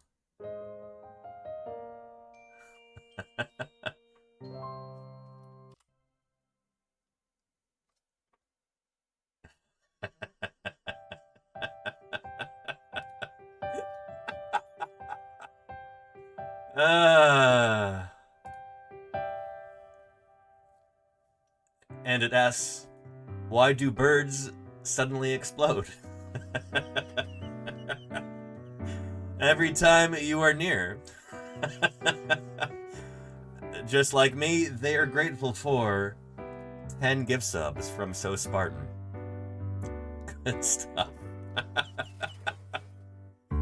Now we're going to look at some birds that are, to use an outdated term, primitive or early diverging. So, right here we've got birds. And how many species of them do we have? Over 9,000! Depends on who you ask, but certainly over 9,000. And then this first group that branches off has only got 61 species. The ratites and tinamous. These are quote-unquote primitive birds. They belong to a group called Paleognathae. These are the paleognath birds. And a lot of these exhibit things that are pretty unusual for birds. And that, like, in some of them, especially the tinamous, the females are the ones who are more brightly colored than the males. And the males are the ones who actually sit on the eggs. It's interesting stuff.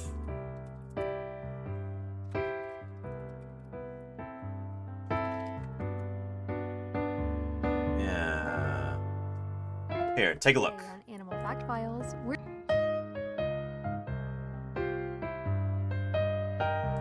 discussing the tinamous. Most of us here have heard of the emu, the cassowary, and the ostrich. But did you know there is another closely related group of birds that aren't mentioned as frequently? They get no love. Say hello to the tinamous. Yeah. Those of you who live from Mexico to Argentina are probably lucky enough to know about these fantastic birds. But I personally haven't seen them shown off in a single nature documentary.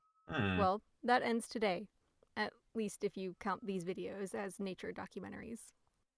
There are about 50 living classified species of tinamous. There's so many. They're pretty Unlike speciose. the flightless ratites, tinamous are not entirely flightless. Yep. Still, they aren't strong flyers either and spend most of their time on the ground. Birds are separate. And Murph says male cassowaries tend to the eggs, right? Bingo, Murph. Yes, yes. It seems like most, if not all, members of Paleognathae, the males are the ones who actually tend the nests. Separated into two clades, or lineages with a single common ancestor, Paleognathae and Neognathae. There are flightless birds in both groups, like the rhea, who is a paleognath, and the African penguin, who is a neognath. Their separation is not about flight. It's Good about point. their mouth. Yeah. Their names imply as much. Neognathae means new jaw, and Paleognathae means ancient jaw. The differences between these two groups goes into technical terminology, and they're debated, so we've left links in the description for those of you who want to research further. Put simply, tinamous are different from almost all the other over 10,000 bird species alive today. Yep. But it has nothing to do with whether or not they can fly. Tinamous look like a pheasant or chicken, but they're not closely related to them. No, because they are paleognaths, not neonaths. Anyway, let's get to the male versus female part and the egg part. Female tinamous are larger than the males, which is unsurprising in the bird world. Female birds are often larger than their male counterparts. Yeah. What is surprising, however, is that the ladies are more distinctly patterned than the males.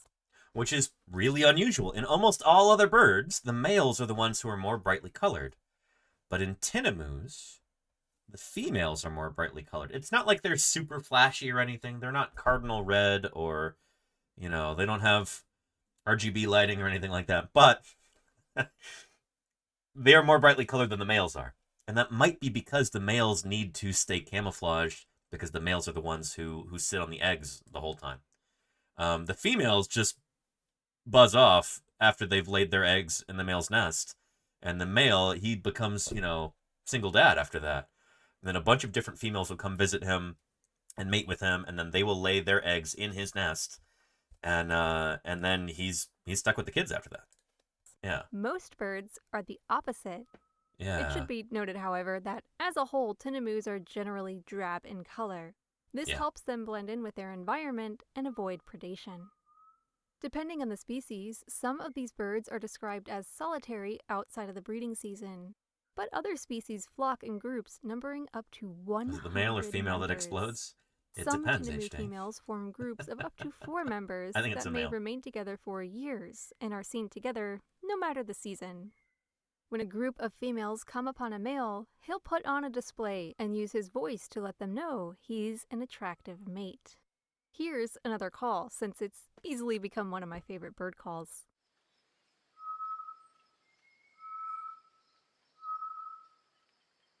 The male mates with all the females in his territory, and they each lay all of their eggs in his nest. After laying, they move on to find another male with which to mate, much like the rheas to whom they're related. Yep. One Yeah. hypothesis is Cassowaries do this too. And I don't know if ostriches do, but cassowaries, emus, rheas, and tinamous, I think, all do the same thing. as to why tinamou eggs are so brightly colored is that their conspicuous nature forces the male to sit on them and stay put, so they're hidden from watchful eyes.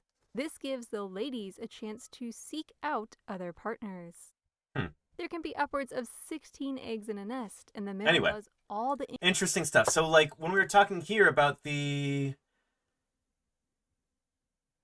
like, sex determination with Z and W chromosomes in birds, this hypothesis that it's because of the sexual dimorphism in birds and the males being more brightly colored, that's why I don't necessarily buy that idea, is because in the most primitive birds that we have, the most early diverging birds that we have today, the ratites and tinamous, that's not the case. So that doesn't seem to be the primitive condition for most birds. These also have the ZW sex determination chromosome system, and they're not doing that, you know? So, yeah. One copy plus a W chromosome produces a female. But why did they evolve this way? Researchers think that sex chromosomes evolved from autosomes, and the split between ZW and XY systems happened a long time ago since they don't really share any genes. Maybe birds got this flip-flop gene setup because of sexual selection. I don't buy this argument. Birds have males with extreme characteristics. Think of like a peacock. The big tail might garner some womanly affection, but it doesn't enable them to fly. If a female were to get these traits, maybe it would be detrimental. Maybe they'd be more attractive to predators. So having another chromosome might balance out some of those traits. But we don't see that in paleognaths, which are the earliest diverging birds, and I don't know, that might be the torpedo that kind of destroys that argument. I don't know. And having these sex-related traits on the Z chromosome means that when a male gets double those traits, he's like extra masculine. But that's just a theory. Scientists aren't exactly sure, so I guess you might say more research is needed. But Definitely weirdly, other organisms also have the ZW systems. But the W chromosome does determine the females. Some Lepidoptera, moths, and butterflies have Z0, ZZW, and ZZWW genotypes. Yeah, the world of animal sex is just weird. Speaking of butterflies, have you ever wondered what happens inside of a cocoon? Check out this great episode from my brand new show, Test Tube 101. Here's what doesn't... Anyway, good stuff. Here is a link to that video right there. And now, finally, we can get back to our video here. In fact, we got 5 seconds into it. Let's start it again from the beginning. New PBS Eons video about B-Rex. About, and why it's so hard to tell the sex of a dinosaur. And again, chat, I appreciate you being mature during this conversation and keeping things G-rated, or at least PG-rated. You know, because we strive to be a family-friendly broadcast here. We're trying to keep science accessible to everybody. So your restraint in chat messages, I appreciate it. Let's get into it. In 2000, fossil preparator Bob Harmon was eating his... And not just Bob, he's not just a fossil preparator. Holy cow, we got into a whole thing about... And that man was a force of nature in the field. Lunch in the Montana Badlands when he spotted a chunk of fossil bone jutting out from the rocky slope above him. The bone would turn out to be the femur of a Tyrannosaurus rex. It wasn't a femur. That part's wrong. It was a metatarsal. He said that in the clip. It's a metatarsal. Femur comes later. They're getting that mixed up. But he was a legend, absolutely. And it was just the first of many fossils to be found. By the end of the excavation, the team had recovered almost 40% of the skeleton, including most of the skull, along with several vertebrae and limb bones. This individual was nicknamed Bob Rex, or B-Rex for short, in Harmon's honor. And this find would start to fill a huge hole in our understanding of dinosaurs. Because while we like to think we know a lot about them, like how they moved and what they ate, for a long time, we haven't been able to ID one seemingly basic thing about their biology. What's up with these which stock dinosaurs are males and which are females. In the case of B-Rex, scientists would have to crack the fossils open and look inside to find the answer. Yeah. While scientists often give fossils nicknames like the famous T-Rex's Sue and Stan, we rarely actually know whether to call these individuals male or female in sex. And in this script, we'll be using male and female as shorthand for sperm-producing and egg-producing individuals. Being able to recognize these traits from fossils is actually important for... What is up with these lousy stock images? Like, this Allosaurus has got a crazy, stupid neck right here. Understanding dinosaurs as living animals rather than as movie monsters or museum skeletons, because it can give insights into their behavior. One way paleontologists have tried to figure out the mystery of dinosaur sex is by looking for patterns of features across skeletons of the same species to see if they can be easily split into two groups. Does anybody recognize these? I've showed these before many, many times. Who can tell me what museum this is from? I did a live stream from there in 2021.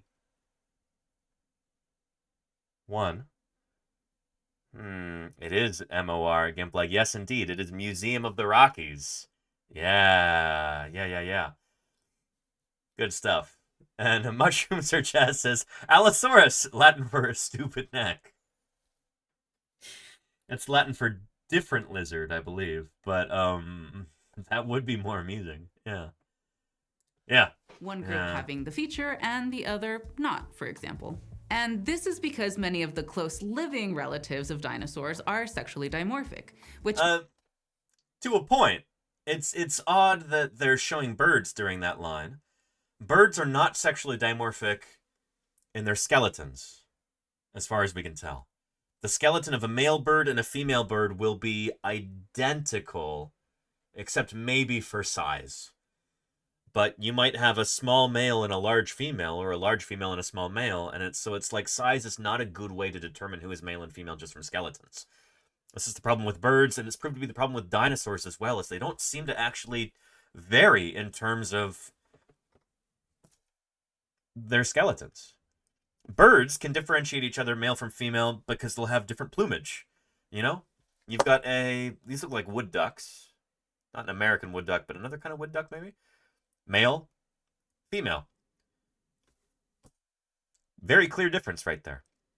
Not all birds are like this. Some birds, the differences are much, much, much more subtle. And actually, even in some birds,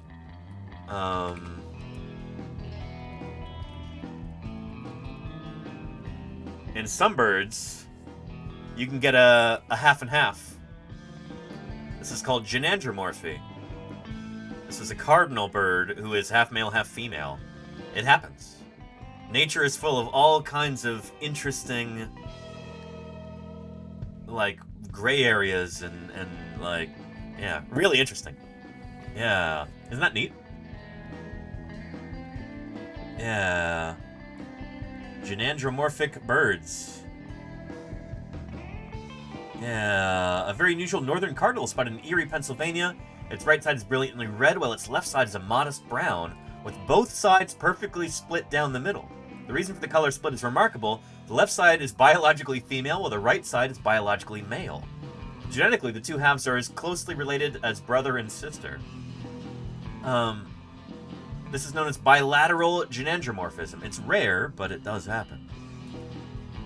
It's been recorded in crustaceans, insects, some reptiles, and many species of birds. All these animals share what is known as the ZW sex determination system. Scientists are not entirely sure how gynandromorphs occur. Anyway, it's interesting stuff. This is from the Audubon Society of Northern Virginia. There's a link in the chat for you. Isn't that cool? You've seen a lobster like that. Interesting, Caster Dreamer. Interesting. Yeah. Can we find a video of that, maybe?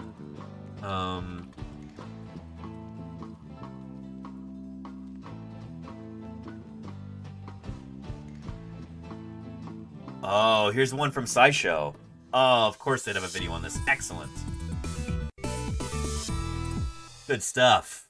Yeah. You ever seen a crazy-looking butterfly or bird that looks like two different individuals smashed together? Not like a griffin or a centaur with two different species, but two members of the same species that have different markings, like a butterfly with two different wing patterns, or a lobster that's red on one side and brown on the other. You probably haven't. Just like Cass was saying. But they are out there. They're known as gynandromorphs. These organisms have both male and female characteristics, often split right down the center of their bodies. The condition can be found in about 1 in 10,000 butterflies and other insects, but also in crustaceans, especially lobsters and other arthropods. So, how does such a thing happen? Well, all sexually reproducing animals begin as a single fertilized egg, or zygote, that divides itself again and again through mitosis, one cell turning into two, and two turning into four, and so on, to make a baby animal. Now, in mammals, those divided cells differentiate themselves later on in development, so when they first split, they can turn into pretty much any tissue. But in arthropods, all of those early cell divisions are determinate.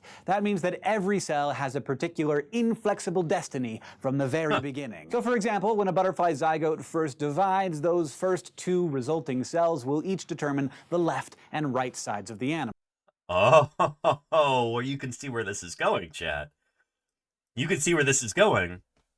If during that first division, one of them has got ZW and one of them has got ZZ, then you can have a right side being female and a left side being male, or something like that. This is so neat. The second division determines what will be the front and the back, and the third assigns top and bottom, and so on. Now, another thing to keep in mind is that before each cell splits, it has two copies of the organism's DNA coiled up in pairs of chromosomes, one set for each new cell. And that information includes the organism's sex. It probably does go all the way back to caterpillar age, yeah. X and Y. In butterflies, XY is the female and XX is the male, and yes,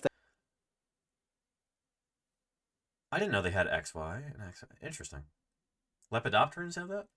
Huh. That is the opposite of how it is in humans. If there happens to be a mutation in one of these sex chromosomes, usually the information can still be read. Like if an animal ends up with just one X and no Y, it'll be female. If it gets 3 X's, it's male. But if something goes wrong during the earliest stages of mitosis, and the sex chromosomes don't properly separate, one of the new cells may have too many chromosomes while the other doesn't have enough. So if this happens during the development of, say, a male swallowtail butterfly, which would normally be XX, it might end up with one cell only having one X, making it female, and then the other cell with 3 X's, making it male. Then, all the subsequent divisions from those two cells would be all male and all female, and you'd get a bilateral gynandromorph, one that looked like a half male and half female stuck together. Now, if the error occurs in a later division, you might end up with a more patchy mix or mosaic of male and female characteristics. But gynandromorphy is not the same thing as hermaphroditism, which is when an organism has both male and female sex organs. Depending on when the error occurs and what the anatomy of the animal is like, gynandromorphs aren't necessarily hermaphroditic, although no matter what, it's likely to be sterile. And as far as we know, gynandromorphy isn't possible in humans or other mammals because our ovaries and testicles release specific hormones that promote either female or male traits. It's different in hyenas. Hormones can actually override abnormalities in our sex chromosomes. Consider it just one more way in which sexual reproduction and just life on Earth in general can be downright weird. Thanks. And cool. And cool. Here's a link to this video right here. Neat stuff. I might as well take this opportunity also to talk about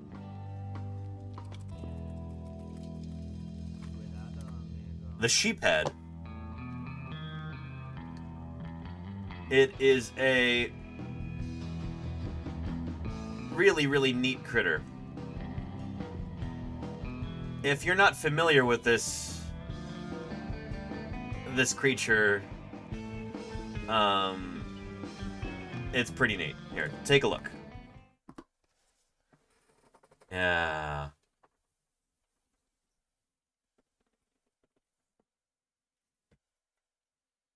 In fact, let's look him up real quick on the Tree of Life.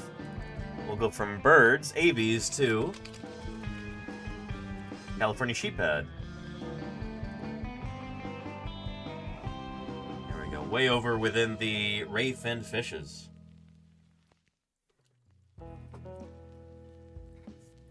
There we go.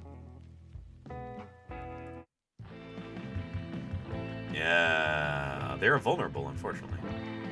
But Galapagos sheephead wrasse, Asian sheephead wrasse, barred hogfish. I think Asian sheephead wrasse, I think that's the one we're talking about right here. Also known as the Kabadai, I think. Here. Japan. The Asian sheephead wrasse, also known as the Kabudai in Japan, is a hermaphroditic species, as you're about to see here. And if you think about it from like a species evolution perspective, it's really cool and it makes a lot of sense that only when you achieve like a certain degree of success as a female, like you get large enough, you've been successful enough in your ecosystem, you've avoided predation, you've been able to acquire enough food, you've bred a number of times, you get to this certain stage, you, I guess to put it in Twitch video game terms, you level up to a certain point, you achieve that degree of success, and then you become a male. It's interesting in that it kind of helps ensure a certain degree of like fitness for the species, where it's like if really spectacular, spared no expense. And thank you, Murph, for gifting gifted a tier 1 Tiki sub to McPhee. Tiki McPhee. I appreciate that, Murph. Thank you, thank you. It kind of it provides an incentive, I guess, like to get big and strong.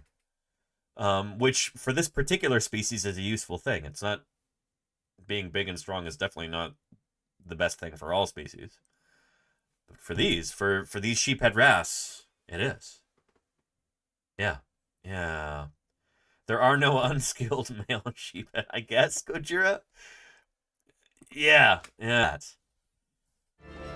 So this is in a group of animals that we have around today. When we're trying to figure out like who's male and who's female in the fossil record, it gets much more difficult. Tiki McPhee says, I didn't realize this was a channel I was missing in my world. Thanks for the welcome. More wonders of nature, please? You bet, Tiki McPhee. Welcome, welcome to Paleontologizing. It is wonderful to have you here. Thank you for joining us. And I should do a little station break thing for anybody else who might be new. If you're new here, welcome to Paleontologizing. My name is Danny Anduza. I'm a dinosaur paleontologist, and I'm here on Twitch trying to do some good old-fashioned science outreach. Talking about fossils, talking about natural history, talking about the evolution of biodiversity and how our present world came to be and why it's relevant to your everyday life. As a dinosaur paleontologist, dinosaurs are what I study, what I work on, what I publish on in the scientific literature. Dinosaurs are also what I dig up during the summers. Last summer, I was live streaming that in Wyoming and Utah, working with a crew of paleontologists and volunteers, digging up at least 3 new species of dinosaur, and we're looking to do even more of that this next summer. So, stay tuned. Very excited about that. Yeah. Anyway. Yeah.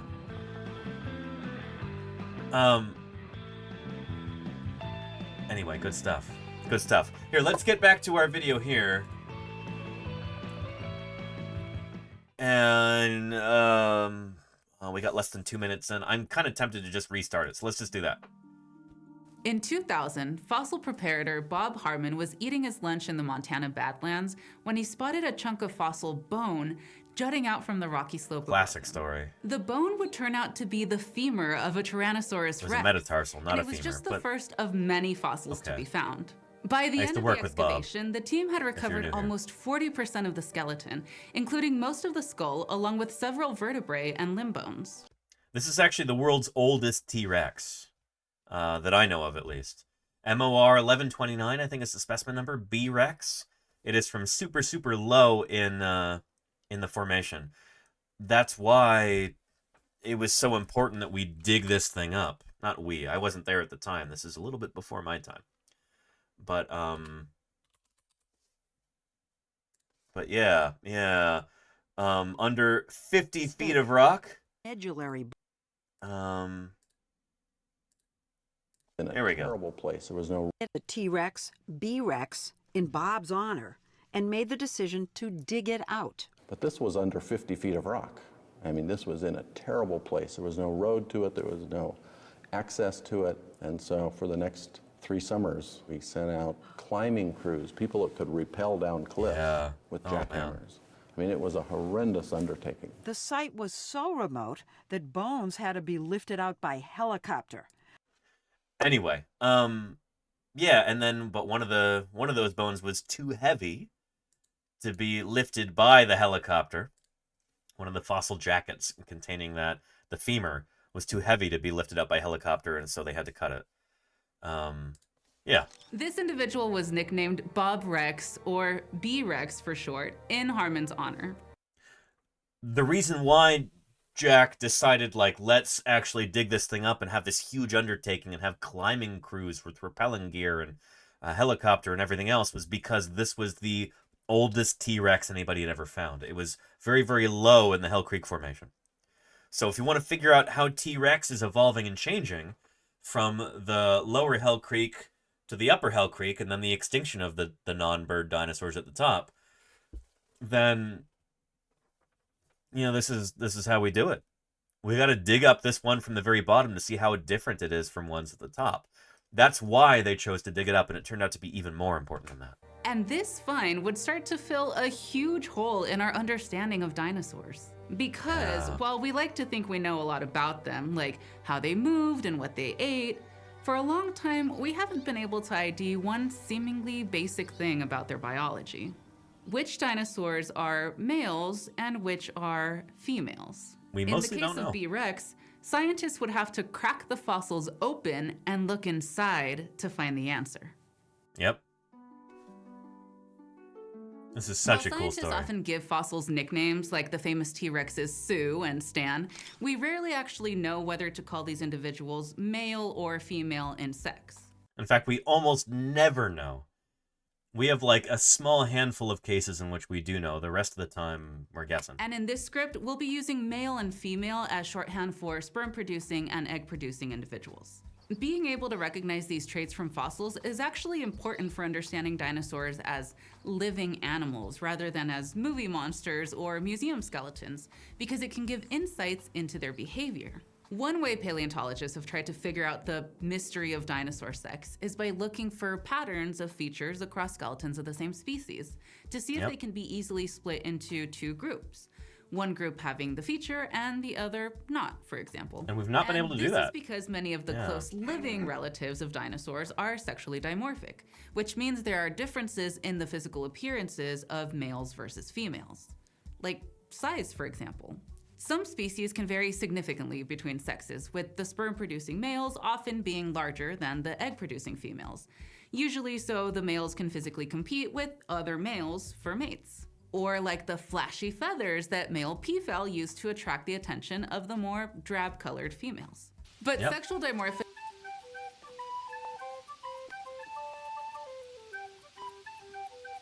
Aratum, sir.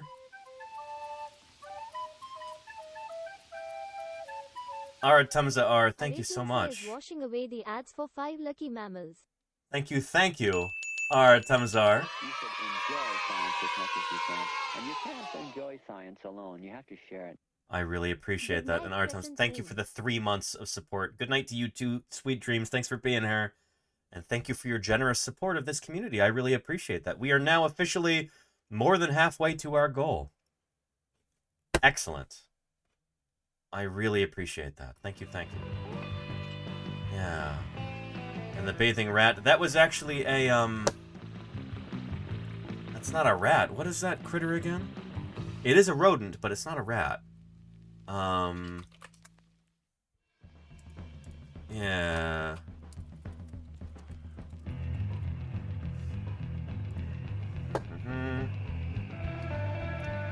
A pacarana is what it's called. Yeah, and they do like to clean themselves. Yeah. Pacarana. We were talking about these on Groundhog Day, remember? Yeah. Yeah, basta. Do the thing. Yeah, now we're talking. Oh, great.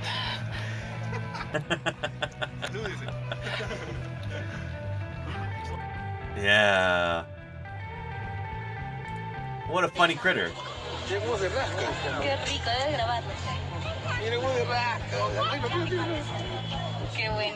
Yeah, so they're not rats, but they are a kind of rodent. I think they're earlier diverging than rats are.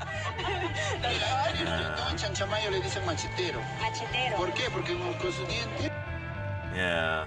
Good stuff. John, it's Marvin. Your cousin, Marvin Barry. Well, well, well. That new sound you looking for? Well, listen to this. Ivan Neo, how are you doing? Welcome to Paleontologizing. It's good to have you here. Thank you for joining us. How did your stream go? You were also doing some science and technology? Brilliant. I hope you had a great time.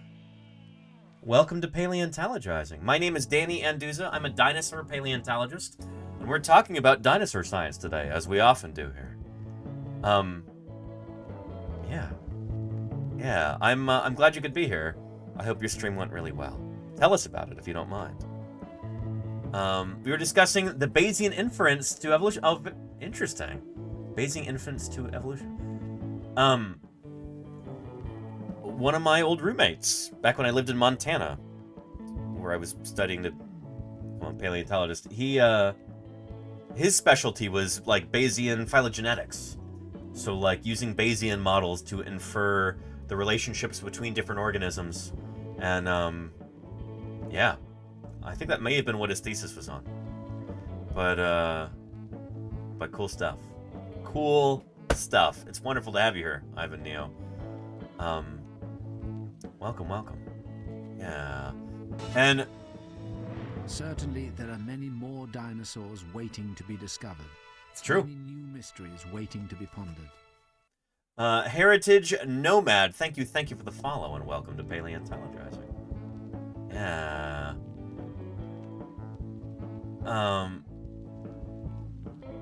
And there you go, Tiki McPhee. Very cool. Very cool. Anyway, we do have some new people here. Do we want to play a quick welcome video to introduce some of the new folks to the channel? Give me a 1 in the chat if you'd like to see a quick welcome video. Especially if you're new here. To explain who I am, what a paleontologist is doing here on Twitch, all that good stuff. Oh, Tiki McPhee and, well, without further ado, let's go ahead and bring forth a good friend of ours. Previously recorded Danny, who is currently sneaking up behind me right now. We will turn things over to him. He'll explain to you how this channel got started, who I am, what my background is, all that good stuff. So, welcome, Ivan Neo and Raiders, and Tiki McPhee, and everybody else. And I will leave you briefly in the very capable hands of previously recorded Danny. Go ahead and take it away. Well, thanks, present day Danny. Well, if you happen to be new around here, then welcome to Paleontologizing. You may well be wondering to yourself, well, if this is Twitch, then where are the video games? I'm gonna level with you here. I don't really do much in the way of video games. I'm a paleontologist. My name is Danny Anduza, and dinosaurs are my area of study.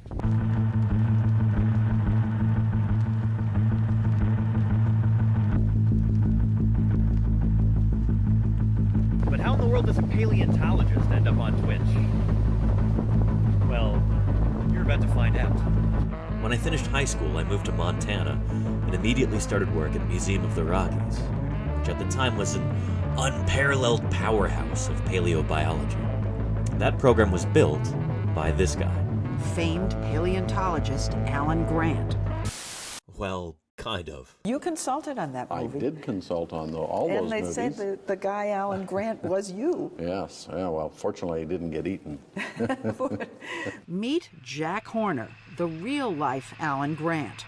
He's one of the most prominent and controversial paleontologists in the country, a dyslexic MacArthur Foundation genius who never finished college and who says he doesn't care why dinosaurs went extinct. To him, the important part is how they lived. It was at Museum of the Rockies, under the auspices of Jack Horner, that I learned how to be a dinosaur paleontologist. And a huge part of that I learned by working with Jack's final graduate student, a guy by the name of Denver Fowler, who would later go on to become curator of the Badlands Dinosaur Museum. Working with Denver, I did summer after summer of fieldwork in the remote Badlands of Montana.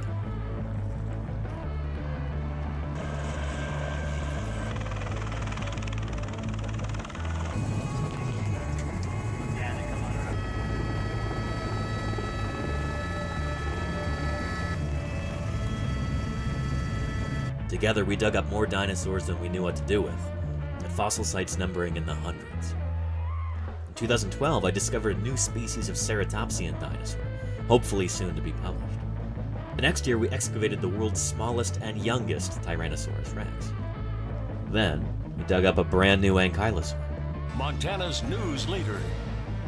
5 paleontologists are excavating what looks to likely be a new species of armored dinosaur. So we found its head, we found parts of its armor and plates, and so it should be a new species. Not bad, right?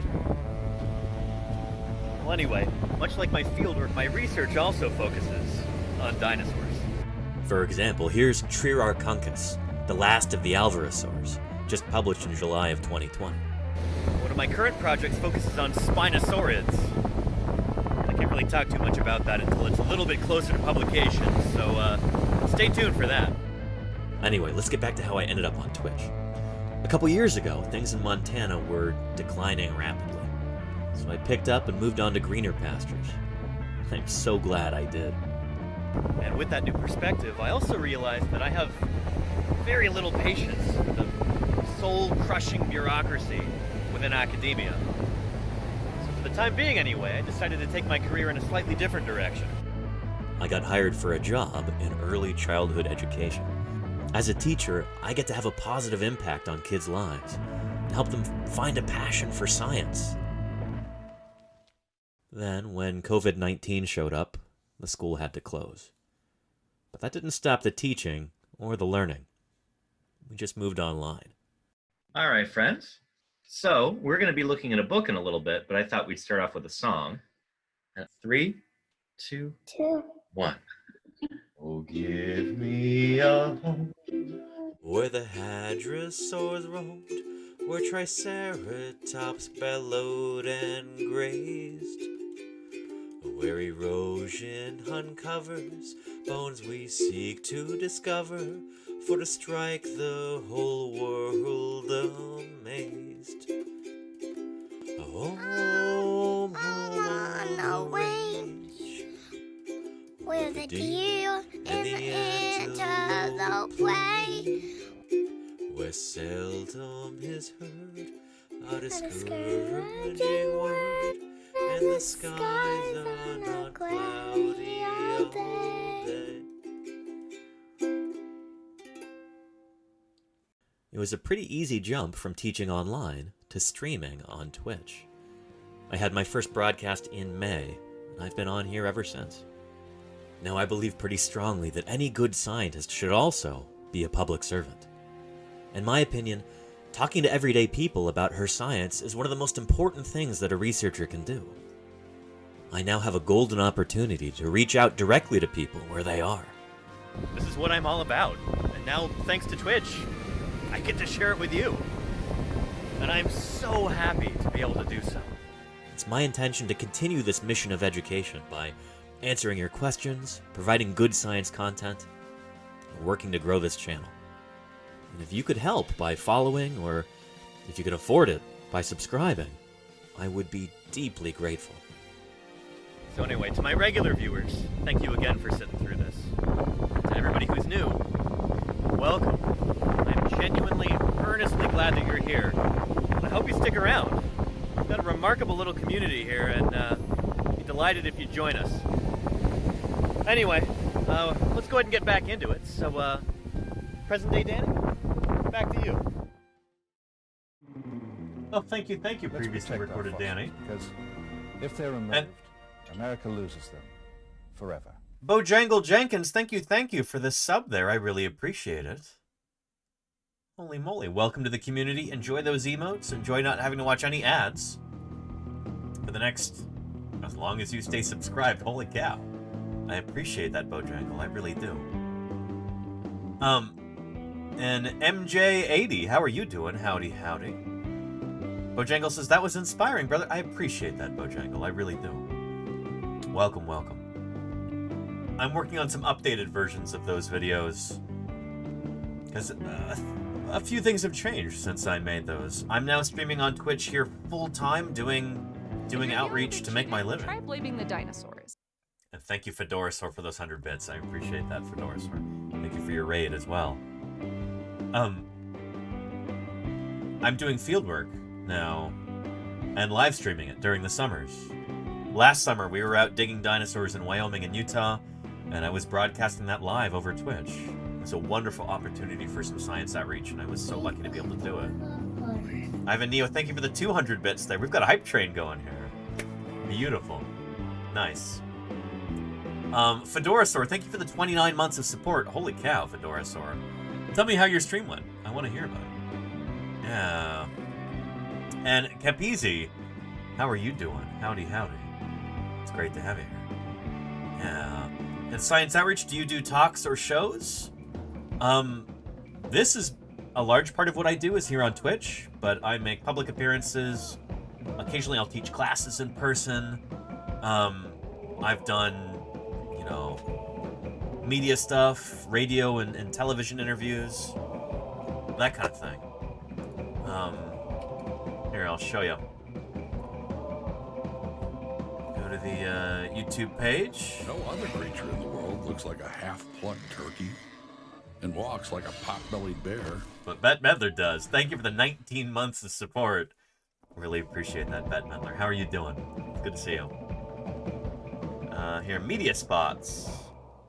Here, take a look at... David, first of all, why does it... Yeah. This Jurassic whodunit has serious implications. Globally, millions are made illegally trading bones and fossils, which are diverted from scientists who could study them. David Waterhouse is the Senior Curator of Natural History and Geology at Norfolk Museum and joins us from Norwich. Hello, good to speak to you again. Yeah, nice to see you, Michael. And from Northern California, dinosaur paleontologist Danny Anduza, who hosts Paleontologizing, which can be viewed on Twitch. What in the world is that? Twitch? Huh. Anyway, here's the link. And there you go, Moosey Fade. Yeah, don't remind me.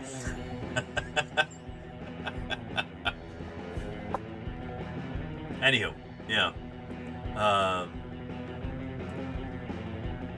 We're talking about dinosaurs right now. And yeah, I was also part of the science panel. This is true, Kodali, this is true. And that's right here. And thank you, Ivan Neo, for the 200 bits there. This is for anyone, so just go ahead and buzz in whenever you... Science. So I come from a background where professors in the lab that we worked for looked down on science communication. And they said that it is what a failed scientist does. And they said, we shouldn't talk to the public, because why would you ever do that? They should just listen to us. And to me, that feels wrong. I think it's the mission statement of any scientist to do outreach, to talk to people. Yeah, anyway, this is good stuff. I'll give you a link to this as well. There you go. And Science Media really needs more subscribers. Go subscribe to Science on YouTube. Sorry, I was still on the last slide.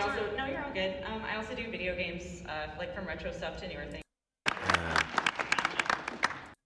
I'm Danny Anduza. I stream on Twitch under the name Paleontologizing, and I'm a dinosaur paleontologist. And my name... Oh, clapping. Oh, goodness. Anyway, Yeah, yeah. So yeah, we're gonna see if we can put together a similar kind of panel this next year at TwitchCon, hopefully with some scientists. We've got Balint from Science Streams. I'm gonna be streaming with him in just a little bit. Gonna be raiding into his channel, and we're gonna be discussing some new scientific papers together.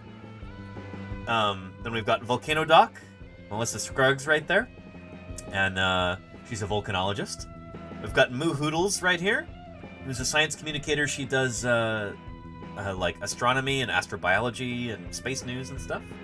And Nerduino talks about rocket science, talks about space exploration, all that good stuff. So and he used to work with NASA. So good group of folks, if I may say so. Yeah, and thank you, Lenina, for those shout-outs there. Yeah. Good stuff. Rock stars, says MS Coggins. They really are. They really are. So anywho, with that having been said, why don't we get back into our video that we were looking at today? And, yeah, how do we determine male dinosaurs from female dinosaurs, and why does it matter, and does it matter, and how can we tell, and all that good stuff. So let's get back into it. The females are actually bigger, so their bodies can hold more eggs. And in spiny-footed lizards, the adult females are the ones with vibrant egg-producing females. Usually so the males can physically compete with other males for mates. Or like the flashy feathers that male peafowl use to attract the attention of the more drab-colored females. But sexual dimorphism doesn't always mean bigger and more brightly colored males. In some species, like red-eared slider turtles, the females are actually bigger, so their bodies can hold more eggs. And in spiny-footed lizards, the adult females are the ones with vibrant red tails that the males seem to prefer when selecting a mate. So what might be a trait associated with males in one species could actually be a trait associated with females in another. And an animal's sex can tell us a lot about their behavior and reproductive strategies. Females often make a small number of large eggs, so they tend to have the most reproductive success when they are choosy about who they mate with. Males make a large number of tiny sperm, so they tend to have greater reproductive success when they stand out enough to be chosen by females as mates. So being able to identify sex in dinosaurs could reveal a lot about how they lived. In the 1990s, some paleontologists hypothesized that female T-Rexes could be recognized by the shape of their pelvis, and that they might be the bigger sex, like the red-eared sliders. But they didn't know for sure. See, for living animals, one shortcut for assigning sex to an individual is by their reproductive organs. Sperm producers have testes, while egg producers have ovaries. But for dinosaurs, we don't have that luxury. Soft tissues like skin, muscles, and organs usually decay away long before they can fossilize, making them pretty rare in the fossil record. So far, the closest we've gotten to fossilized dinosaur reproductive organs is a remarkably preserved Psittacosaurus cloaca, and there's reasons to be suspicious of this too, for both reproduction and expelling waste. But even this... Groovy says dinosaurs are birds? Almost. It's the other way around. Birds are dinosaurs. Birds are a specific kind. They're a clade within Dinosauria, so birds are dinosaurs. Some dinosaurs are birds. The bird ones are birds. But birds, as a group, are part of the larger group that we call dinosaurs. This incredible fossil didn't preserve the internal anatomy, like testes or ovaries, that we would use to call this animal male or female. And it's possible that some dinosaur species were sexually dimorphic, because we do see variation.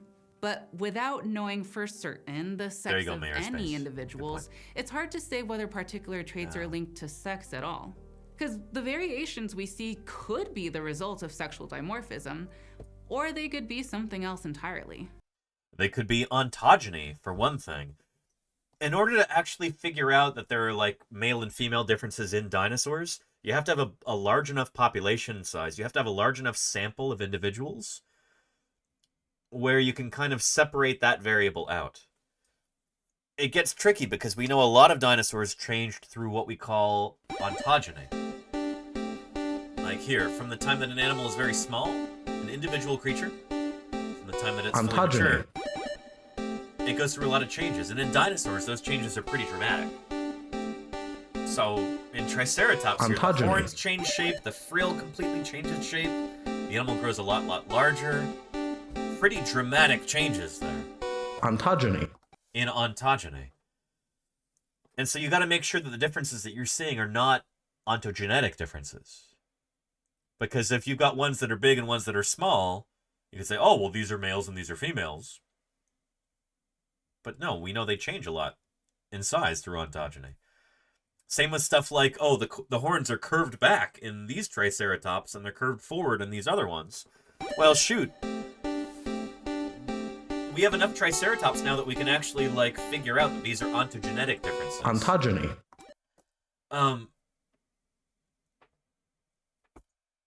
Yeah. We have that luxury with Triceratops because we have so many specimens. It's not a luxury. It's something that was very hard won. You know, we've got probably about 1,000 Triceratops specimens in the world. Maybe 500 or something. I don't know. It's a lot. It's more than pretty much any other dinosaur in existence. And so we're developing a decent understanding of how these animals changed as they grew. But also, Triceratops was around for about 2 million years. And so it's also evolving during those 2 million years. So all the changes that happen through ontogeny, those changes are also changing through evolution through those 2 million years. So it gets really complicated. That's one of the reasons why it's so difficult to, like, try and pick out sexual dimorphism differences in the skeletons of dinosaurs, because our sample sizes are usually not big enough to be able to do that. And that's if they had sexual dimorphism in their skeletons at all, which birds don't. Birds don't seem to have that at all, and birds evolved from dinosaurs, so that's a clue. Dinosaur males and females, their skeletons may have been identical, except maybe subtle differences in size or something. And that's not a good indicator of male or female, because you could have a large female or a small male, or etc., etc. So yeah. Tiki McPhee says 2 million years of Triceratops. How many in summation then lived? And we have maybe 500 samples? Yeah. We don't... There's a paper about this, but not for Triceratops, but for one of its neighbors. For T-Rex.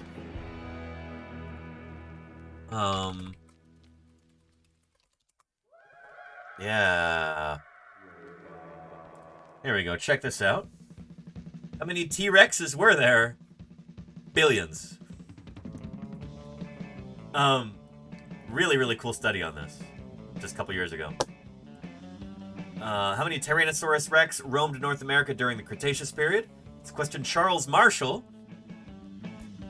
I just saw Charles last week at the museum here in Berkeley.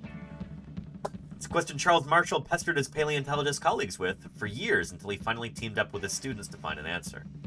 What the team found, to be published this week in the journal Science, is that about 20,000 adult T-Rexes probably lived at any one time, give or take a factor of 10, which is in the ballpark of what most of his colleagues guessed.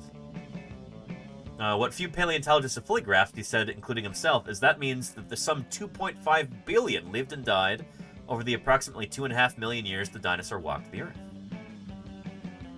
So yeah, it's really interesting stuff. And there's the T-Rex skeleton at Berkeley there.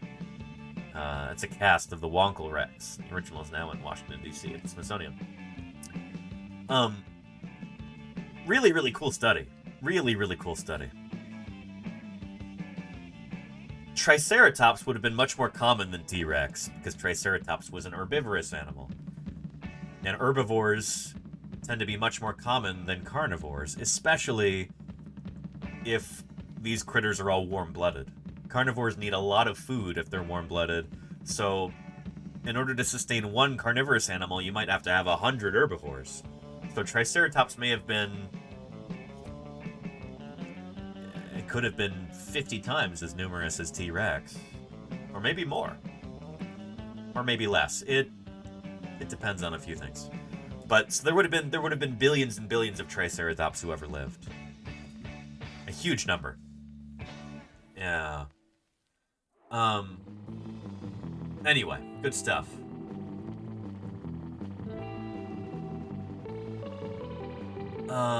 And Henny says, is it possible that females can structurally change when they are pregnant? it's not just possible, it seems to have actually happened. We'll get into that here. Like age-related changes, for example, or even ontogeny. just the normal variation that exists within a species. Maybe the differences even sometimes mean that we're dealing with two dinosaur species. What in the world? Triceratops, Brachiosaurus, Parasaurolophus, all three of these dinosaurs lived at completely different times from one another. They did not coexist. I expect better from PBS Eons. This is lousy. This is not good. This is not good. Do better, PBS Eons. You're so much better than this. Species entirely. What paleontologists really needed was an independent line of evidence that linked a dinosaur's skeleton and its sex, one that didn't rely on subjectively interpreting variation in the bones. What if the difference between male and female dinosaurs could be found deeper within the bones? In 2002, when B-Rex was being excavated, the team faced a unique challenge. See, the site was located in some pretty rugged terrain with no roads, so the field crew had to... This is where I used to work, in Garfield County. Garfield County, Montana is, I think it's the largest county by area in Montana, and maybe the smallest in terms of population. There's like fewer than 1,000 people who live in this entire county. It's practically the size of Connecticut. And yet it has fewer residents than Vatican City. It is, I think, the second least densely populated county in the mainland United States. Groovy says, is there any McDonald's there? You're kidding me, right? There's one gas station in the entire county. They don't have a McDonald's. They barely have a grocery store in the entire county. It's incredibly remote and sparsely. There's one town in the entire county.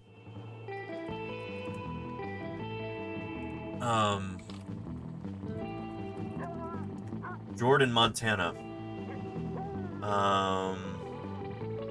This is what the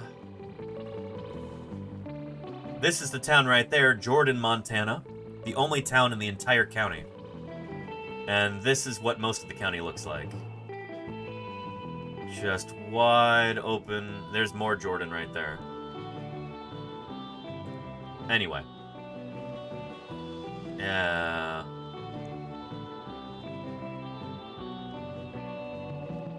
This is just what it looks like. There's not a lot out there except for prairie and badlands and fossils. It is one of the least densely populated places in the United States, Garfield County. Here. It's a truck driver driving through here. Speaking Polish, I've been told? Jordan. Montania.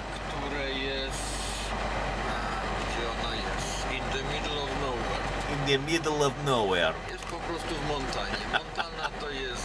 This is from a number of years ago, too. This is from 14 years ago. The town is significantly smaller than this now. Yeah. So like 2 Starbucks. They don't even have a coffee shop at all, Tiki McPhee. There's a drugstore. There's a grocery store. There's a mini mart at the last remaining gas station. This is Fellman's up here. There's the Garfield Motel. I've stayed there many, many times on town days. This was the only like big convenience store in town, Fellman's, one of only 2 gas stations. This is closed now. This is no longer in operation. So yeah, middle of nowhere. Something's coming out of here. Ginger Look, Crush. it's a bird, dude. It knows what's good. I'm telling you, I just heard it inside. Ginger Crush, welcome to Paleontologizing. And how are you doing? It's wonderful to have you here, Ginger Crush. Holy cow. How did your stream go? I hope it was really good. Welcome to our channel here. Welcome to Paleontologizing. And Okami Fun, Jim, Tig. Thank you for being here. Yeah, tell me how your stream went, Ginger Crush. My name is Danny Anduza, for any of you who might be new. I'm a dinosaur paleontologist, and we were just talking about this super remote town in eastern Montana called Jordan. I used to do a ton of fieldwork around here. Jordan was our town day town, and that was the whole town, by the way. Here, let's skip through it. And that was Jordan.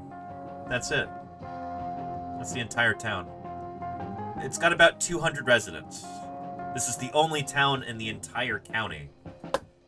This is a county roughly the size of like Connecticut or some other small East Coast US state. Fewer than 1,000 people live in the entire county. There's one gas station in the entire county. There's one town in the entire county with about 200 people in it. The rest are sparsely dispersed throughout the rest of the county on various ranches and farms. So yeah. How high is the tallest building? I think 2 stories, Hannies. I think it was the Garfield Motel is the tallest building. Yeah, right there. I think this is the tallest building in the county. Yeah.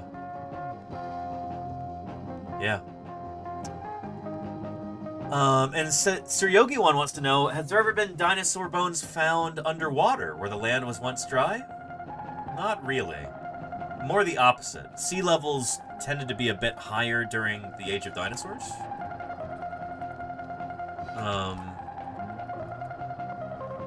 And so instead we've got kind of the inverse, where it's like what used to be underwater is now dry land, like here in North America.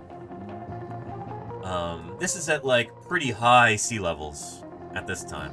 This is like almost peak sea levels. But who knows, maybe we'll get to something like this again soon if we don't stop just willy-nilly just farting carbon into the atmosphere like the global economic system does. Maybe you will once again have beachfront property in Iowa or in Montana, you know? But yeah. Anyway, and bye-bye Florida. Oh boy. Parts of Florida are already sinking beneath the waves right now. Like parts of Miami are, like during high tide, they're already underwater. So yeah. And Clover Links? Yeah, I moved back in like the beginning of December. I live in a house now. Pretty snazzy, right? So yeah, new background. Yeah. And how many rooms at the Garfield Motel? Asked Pendrake. Let me look. There is one room up here, I think. I've stayed in that one before. There's another room behind, another one there. There is a room. I know this is a family-friendly chat, but we called it the brothel room. That's just what everyone called it. And it had like 6 beds in it. Or was it 8 beds? It had a lot of beds in it. And we tried to get that one. We always tried to get that one. But it's like, you would have people who worked on oil rigs and stuff, or people, like teams of geologists or paleontologists coming through. And so they had this one room that had like 8 beds. And then they had a few more back there and a few more out front here too. So it probably had about...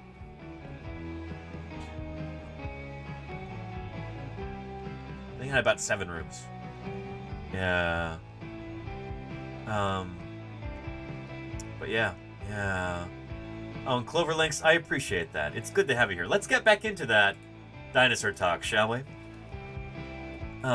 Garfield County is an area that's come up in this video, and I've done a ton of work here. Jordan, which is about right here, I think, in Garfield County. That's the only town in the entire state. In the entire county, excuse me. The only town in Garfield County is Jordan, Montana. Yeah. In 2002, when B-Rex was being excavated, the team faced a unique challenge. See, the site was located in some pretty rugged terrain with no roads, so the field crew had to transport the fossils out by helicopter. And the biggest bundle, containing B-Rex's legs, ended up weighing over 900 kilograms, which was just over the helicopter's weight limit. So the team carefully separated the block into 2 sections. And in this process, a femur from B. rex was split, resulting in several fragments of bone coming loose. Now, a broken dinosaur fossil might sound like a nightmare, but to paleontologists who study the internal structure of fossils, it's a dream. Like paleontologist Dr. Mary Schweitzer, who's made a career of looking past the surface of fossil bones, delving deeper to examine their complex internal structures. When she looked at fragments of B. rex's femur under the microscope, she recognized something that could help solve the question of how to tell a male dinosaur from a female, at least for this individual. What she saw was a type of bone tissue called medullary bone, which is a unique spongy tissue found inside the bones of modern birds. It's produced when they're getting ready to lay eggs, and it partially fills in the air pockets found in the center of bird bones that make them light enough to fly. It acts as a readily available source of calcium for building eggshells. Does that make sense? So when a mother bird, who's, female, presumably, when she's getting ready to lay her eggs, those eggs require a lot of calcium to form the shell. And so her body starts, stockpiling this calcium in the medullary cavities in her bones. It's like a temporary storage tank for that extra calcium. So it goes into there first while the eggs are forming, and then it gets taken from there to form the eggshell. That's the medullary cavity of the bone. That's when you find medullary bone, when you find a bunch of built up calcium on the interior within the medullary cavity of these bones, you know that A, she's female, and B, she's preggers, or gravid, as we would say for egg-laying animals. She's gravid. She's getting ready to lay some eggs. Now, Schweitzer had studied bird biology throughout her research to better understand the connection between birds and their non-avian dinosaur ancestors. So she was very familiar with medullary bone. So to try to determine whether what she was seeing in B. rex's femur was really medullary bone, she compared it to bones from ostriches and emus that had died during their egg-laying cycles. And the porous, irregular structure of the ostrich and emu samples was nearly identical to the structure she saw in B. rex samples. This was potentially a really big deal. It seemed like a surefire way to tell the sex of a dinosaur. Or at least, this dinosaur. Because if Schweitzer was correct, then Bob Rex was actually a female. And not just a female, but one that had been pregnant when she died. While many had suspected that theropod dinosaurs like T-Rex produced medullary bone, just like their avian descendants, no one had ever found it before. And this made for a pretty heated debate that isn't even fully resolved today, with a number of paleontologists proposing and testing alternative hypotheses to explain the funky-looking bone. Like in 2009, researchers described samples of diseased bone tissue. I was at a conference with her in Salt Lake this past summer. From a turkey vulture She's and from a South Africa. Cretaceous dinosaur from Transylvania. And they noted striking similarities in appearances between these samples and those of B. rex. They suggested that what Schweitzer saw in B. rex was possibly the result of a bone disease called osteopetrosis, which affects many modern birds. These researchers also argued that big dinosaurs like T-Rex may not have needed medullary bone in the first place. See, it's thought that medullary bone in birds may have first evolved as a way to compensate for their thin-walled bones. Because pulling calcium from the already light, delicate bones could cause those bones to easily fracture. So medullary bone provides them with a source of calcium for egg laying without putting their bone structure at risk.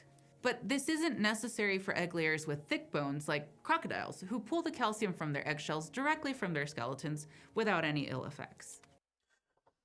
It's interesting. I've never actually heard these counter-arguments before, but they make a lot of sense. And I wonder whether... Let's go back to that paper.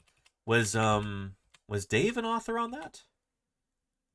No, he wasn't. So my old undergrad advisor, Dave Baricchio, I've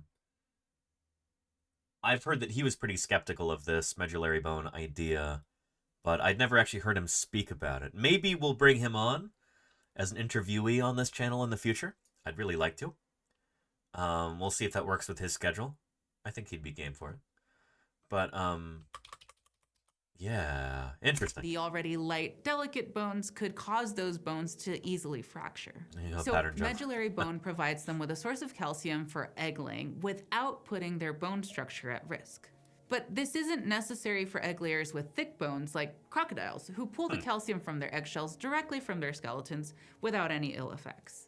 And since the bones of T-Rex were fairly thick, the researchers suggested that these dinos may not have had medullary bone at all. Then, in 2014, a new aspect of the debate emerged when a study reported finding another example of medullary bone-like tissue in the lower jaws of several pterosaurs. Now, pterosaurs are thought to have laid eggs with very thin, leathery shells, which don't need much calcium. So this study challenged the link between medullary bone and egg production. At the time, it was also believed that medullary bone was produced almost exclusively in limb bones. So if medullary bone-like tissue could be... Yeah, but pterosaurs don't really have, like, limb bone. They've got spindly little legs, and then they've got their wings. Often outside of the wings, the thickest bones on pterosaurs are going to be in their skulls, so it would make sense for it to be in the lower jaw like that. Yeah.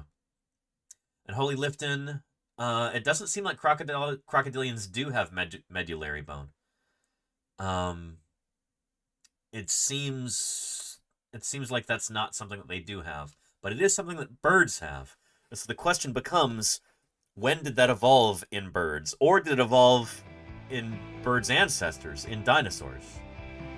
I think Jack Horner and Mary Schweitzer's hypothesis is that it first evolved in the theropod ancestors of birds, or maybe even earlier on. Actually, I've heard Sarah Werning talk about this, suggesting that Tenontosaurus, an ornithischian dinosaur, an ornithopod, also had medullary bone. So yeah. I don't know. It might not be something we would expect to see in crocodiles at all, because it may have been something that evolved after dinosaurs split from the ancestors of crocodiles. Yeah. And Atlas brood, I'm sure there is similar stuff in archaeology, yeah. Found in pterosaur jaws, the researchers suggested, it may have had another purpose beyond egg laying. And Abiding Ohm's Law, thank you for the follow. Welcome to Paleontologizing. How many different streamers have mispronounced your name after you followed them? I'm guessing it's a lot, but Abiding Ohm's Law, I'm glad you're here. Welcome to Paleontologizing. Yeah. If this was true, it would mean that it couldn't be reliably used to identify pregnant individuals. So the debate raged on. Did B-Rex really have medullary bone? And do we have a way to recognize female dinos or not? To make a stronger case for the B-Rex medullary bone... Only one so far? It's good to have you here. It's good to have you here, Abiding. Welcome. Yeah. Being the real deal, Schweitzer and her team had some more work to do. And in 2016, they published a study that analyzed the B-Rex bone at the molecular... Science? What's science ever done for us? TV or... Mickey 007, thank you for the follow. Welcome to Paleontologizing. I like how the O's in 007 are actually O's and not zeros. Good to have you here, Mickey. Welcome to Paleontologizing. Level, directly comparing it to the unique chemical signature of bird medullary bone.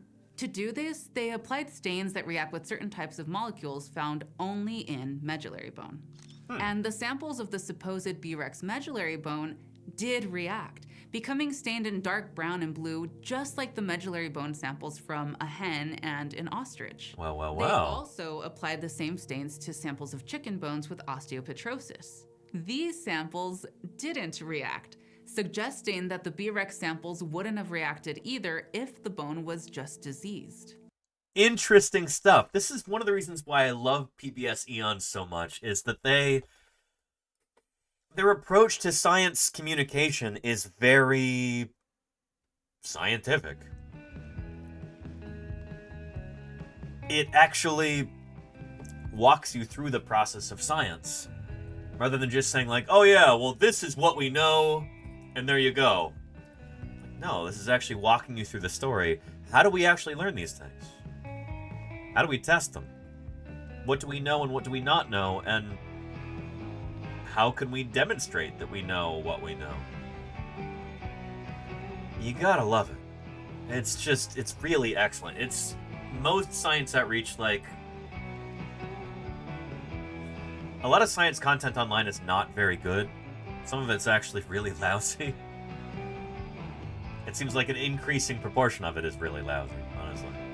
But they are doing excellent work, and I really, really admire them for it, and I find it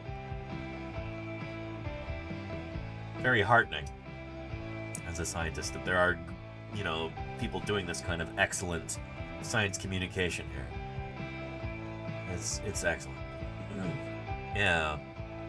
Holy Lipton says, I also like that they talk about the arguments against the hypothesis. Yes! Because in science, we're always, like, at the forefront of human knowledge. We're constantly bumping our heads against the border of what we don't know yet. And this illustrates that so well.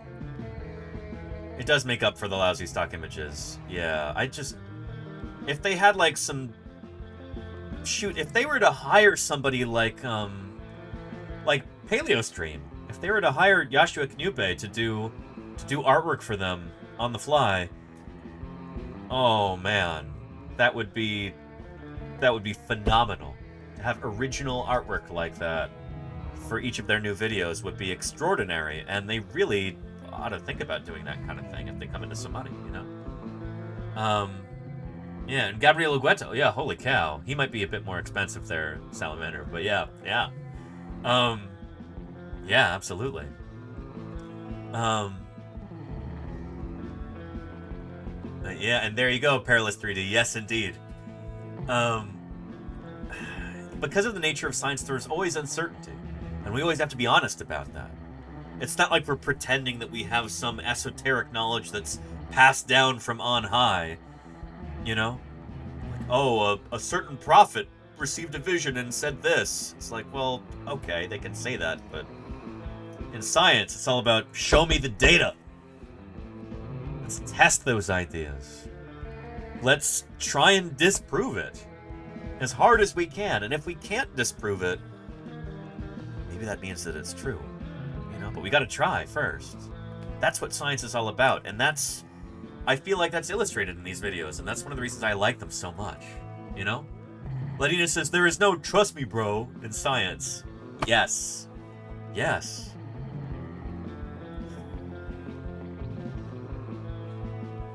Yeah. And there you go, Holy Lifton. Oh no, yeah. Jurassic Cretaceous by the band The Ocean? I haven't, Haunted Goon. No, never. But you're gonna warn me that it's metal music. Okay. Maybe I'll check that out later. I appreciate the recommend. Alright, let's get back to this. And in 2019, Schweitzer collaborated on another paper that revealed that birds in their egg-laying cycle can actually produce Hang on, was that Lindsay Zano? Yeah. I was at that same conference with Lindsay Zano back in June also. Sorry, I'm chewing some grapes. How rude of me. Apologize. But yeah. It's cool to see names that I recognize and like people I've met and attended conferences with and stuff like that. It's a small world in vertebrate paleontology. If there is like a big new paper that comes out, chances are I will know personally at least one of the authors. Maybe about 40% of the time that's the case. Sometimes I'll know all of the authors. On another paper that revealed that birds in their egg-laying cycle can actually produce medullary bone in almost all areas of their skeletons, including the lower jaw. Which means that we can't yet rule out the role that medullary bone plays in reproduction based solely on where in the skeleton it's discovered. So where does the debate stand now? Well, these analyses did persuade many scientists of the usefulness of medullary bone for potentially identifying mature female dinosaurs, but some paleontologists still aren't convinced. And a new paper came out while we were working on this episode that found variations in a sample of 61 ornithomimosaurs from the same herd that all died together that looks consistent with sexual dimorphism. So there are other approaches researchers can take to try to ID the sex of dinosaurs, if they have just the right sample. And I don't necessarily know if I buy this argument either. I kind of felt like there was some statistical magic that went into this, and anytime that you really have to bring statistics into a particular argument in paleontology, that often means that the amount of information that you have at the outside is just not enough. If something isn't immediately obvious just by looking at it, then you should sometimes be very cautious. There have been a lot of statistical analyses of fossils that have claimed all kinds of weird and bizarre things that turn out not to be actually true once you have more fossils. Like, if you actually have to bring in statistical analysis for something, sometimes, maybe most of the time, that means that the correlation is very, very weak. If you have to put in, like, you know, powerful statistical models to find some sort of a relationship or something, that probably means that it's not real. In a lot of cases. Kind of my opinion, but yeah, I don't know. There's sometimes a desire to try and make paleontology more quantifiable. Make it more about numbers when that's, I don't know, sometimes it's trying to force a round peg into a square hole, you know? Or vice versa. Trying to force a square hole into a round peg. But yeah. Abiding Ohm's Law has got a stat for us here. Statistical analysis is misused 98% of the time. Wow. You know, I've also heard that something like 87% of statistics are actually made up on the spot, including this one. You make a good point. Yeah. So yeah. But yeah, Ivan says, but they found a herd of many animals, so it seems like it's a better statistical sample. It is, and the thing is, they're also coeval. So all these ornithomimosaurs lived at the same time in the same place. So they're actually part of a population together.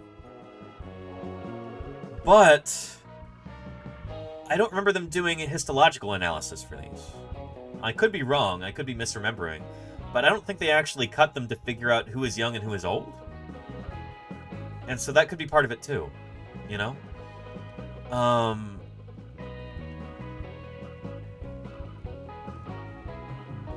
So yeah, I don't know. I read this, like, in the car on the way out to the field at one point. So, yeah. And Nick2193... died, perhaps in some catastrophe. No reason to think dinosaurs wouldn't still be here, wouldn't still be dominating the Earth.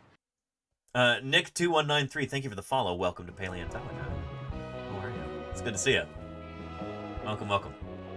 Yeah. Anyway. There could be other reasons for differences than sexual dimorphism, says Charlie's Dragon. Yeah.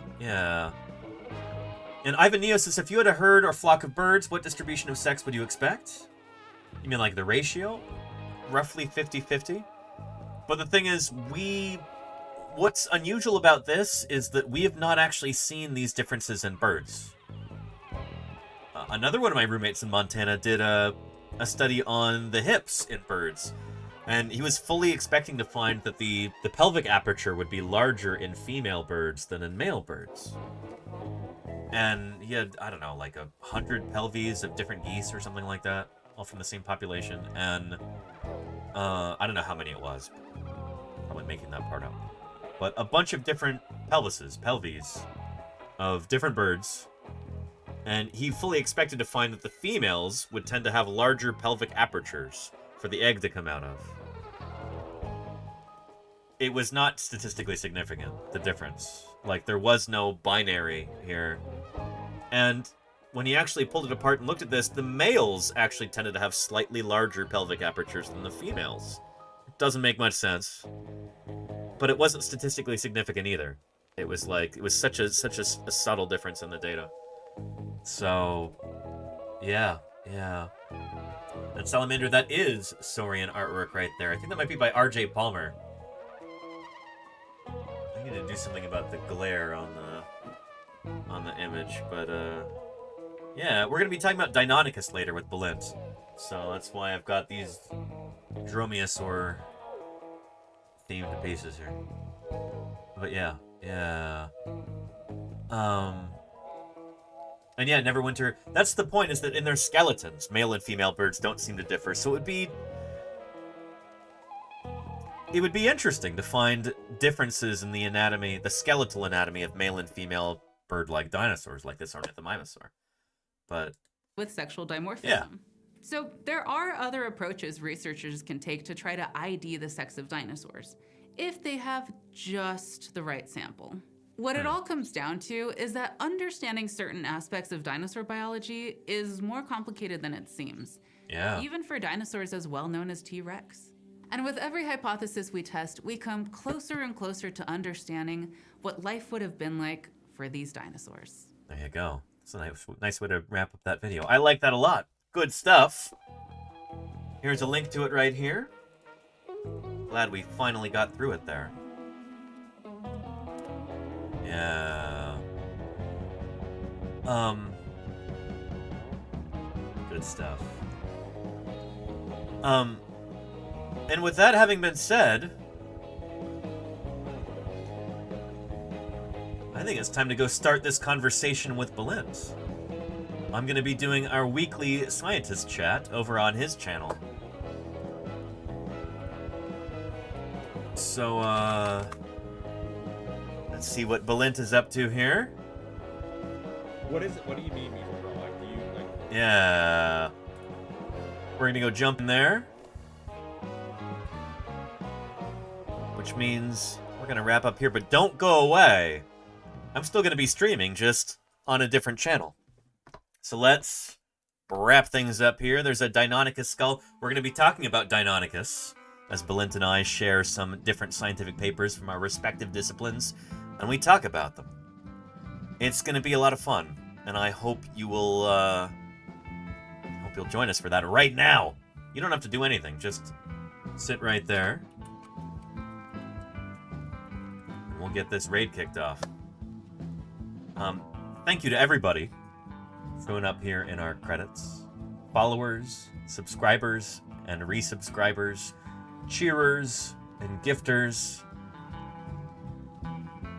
And of course, our lovely moderators. Thank you for keeping this train on its tracks. Lenina, I'm looking at you. Mayor of Space 2. Yeah, and it's not good night yet, Grooby. It's not good night yet. Again, I'm gonna be on Balint's channel. Gonna be appearing there via guest star in just a few moments. Everybody, thank you for a wonderful stream. I really appreciate it. Thanks for supporting Science Outreach here on Twitch. It's a big deal.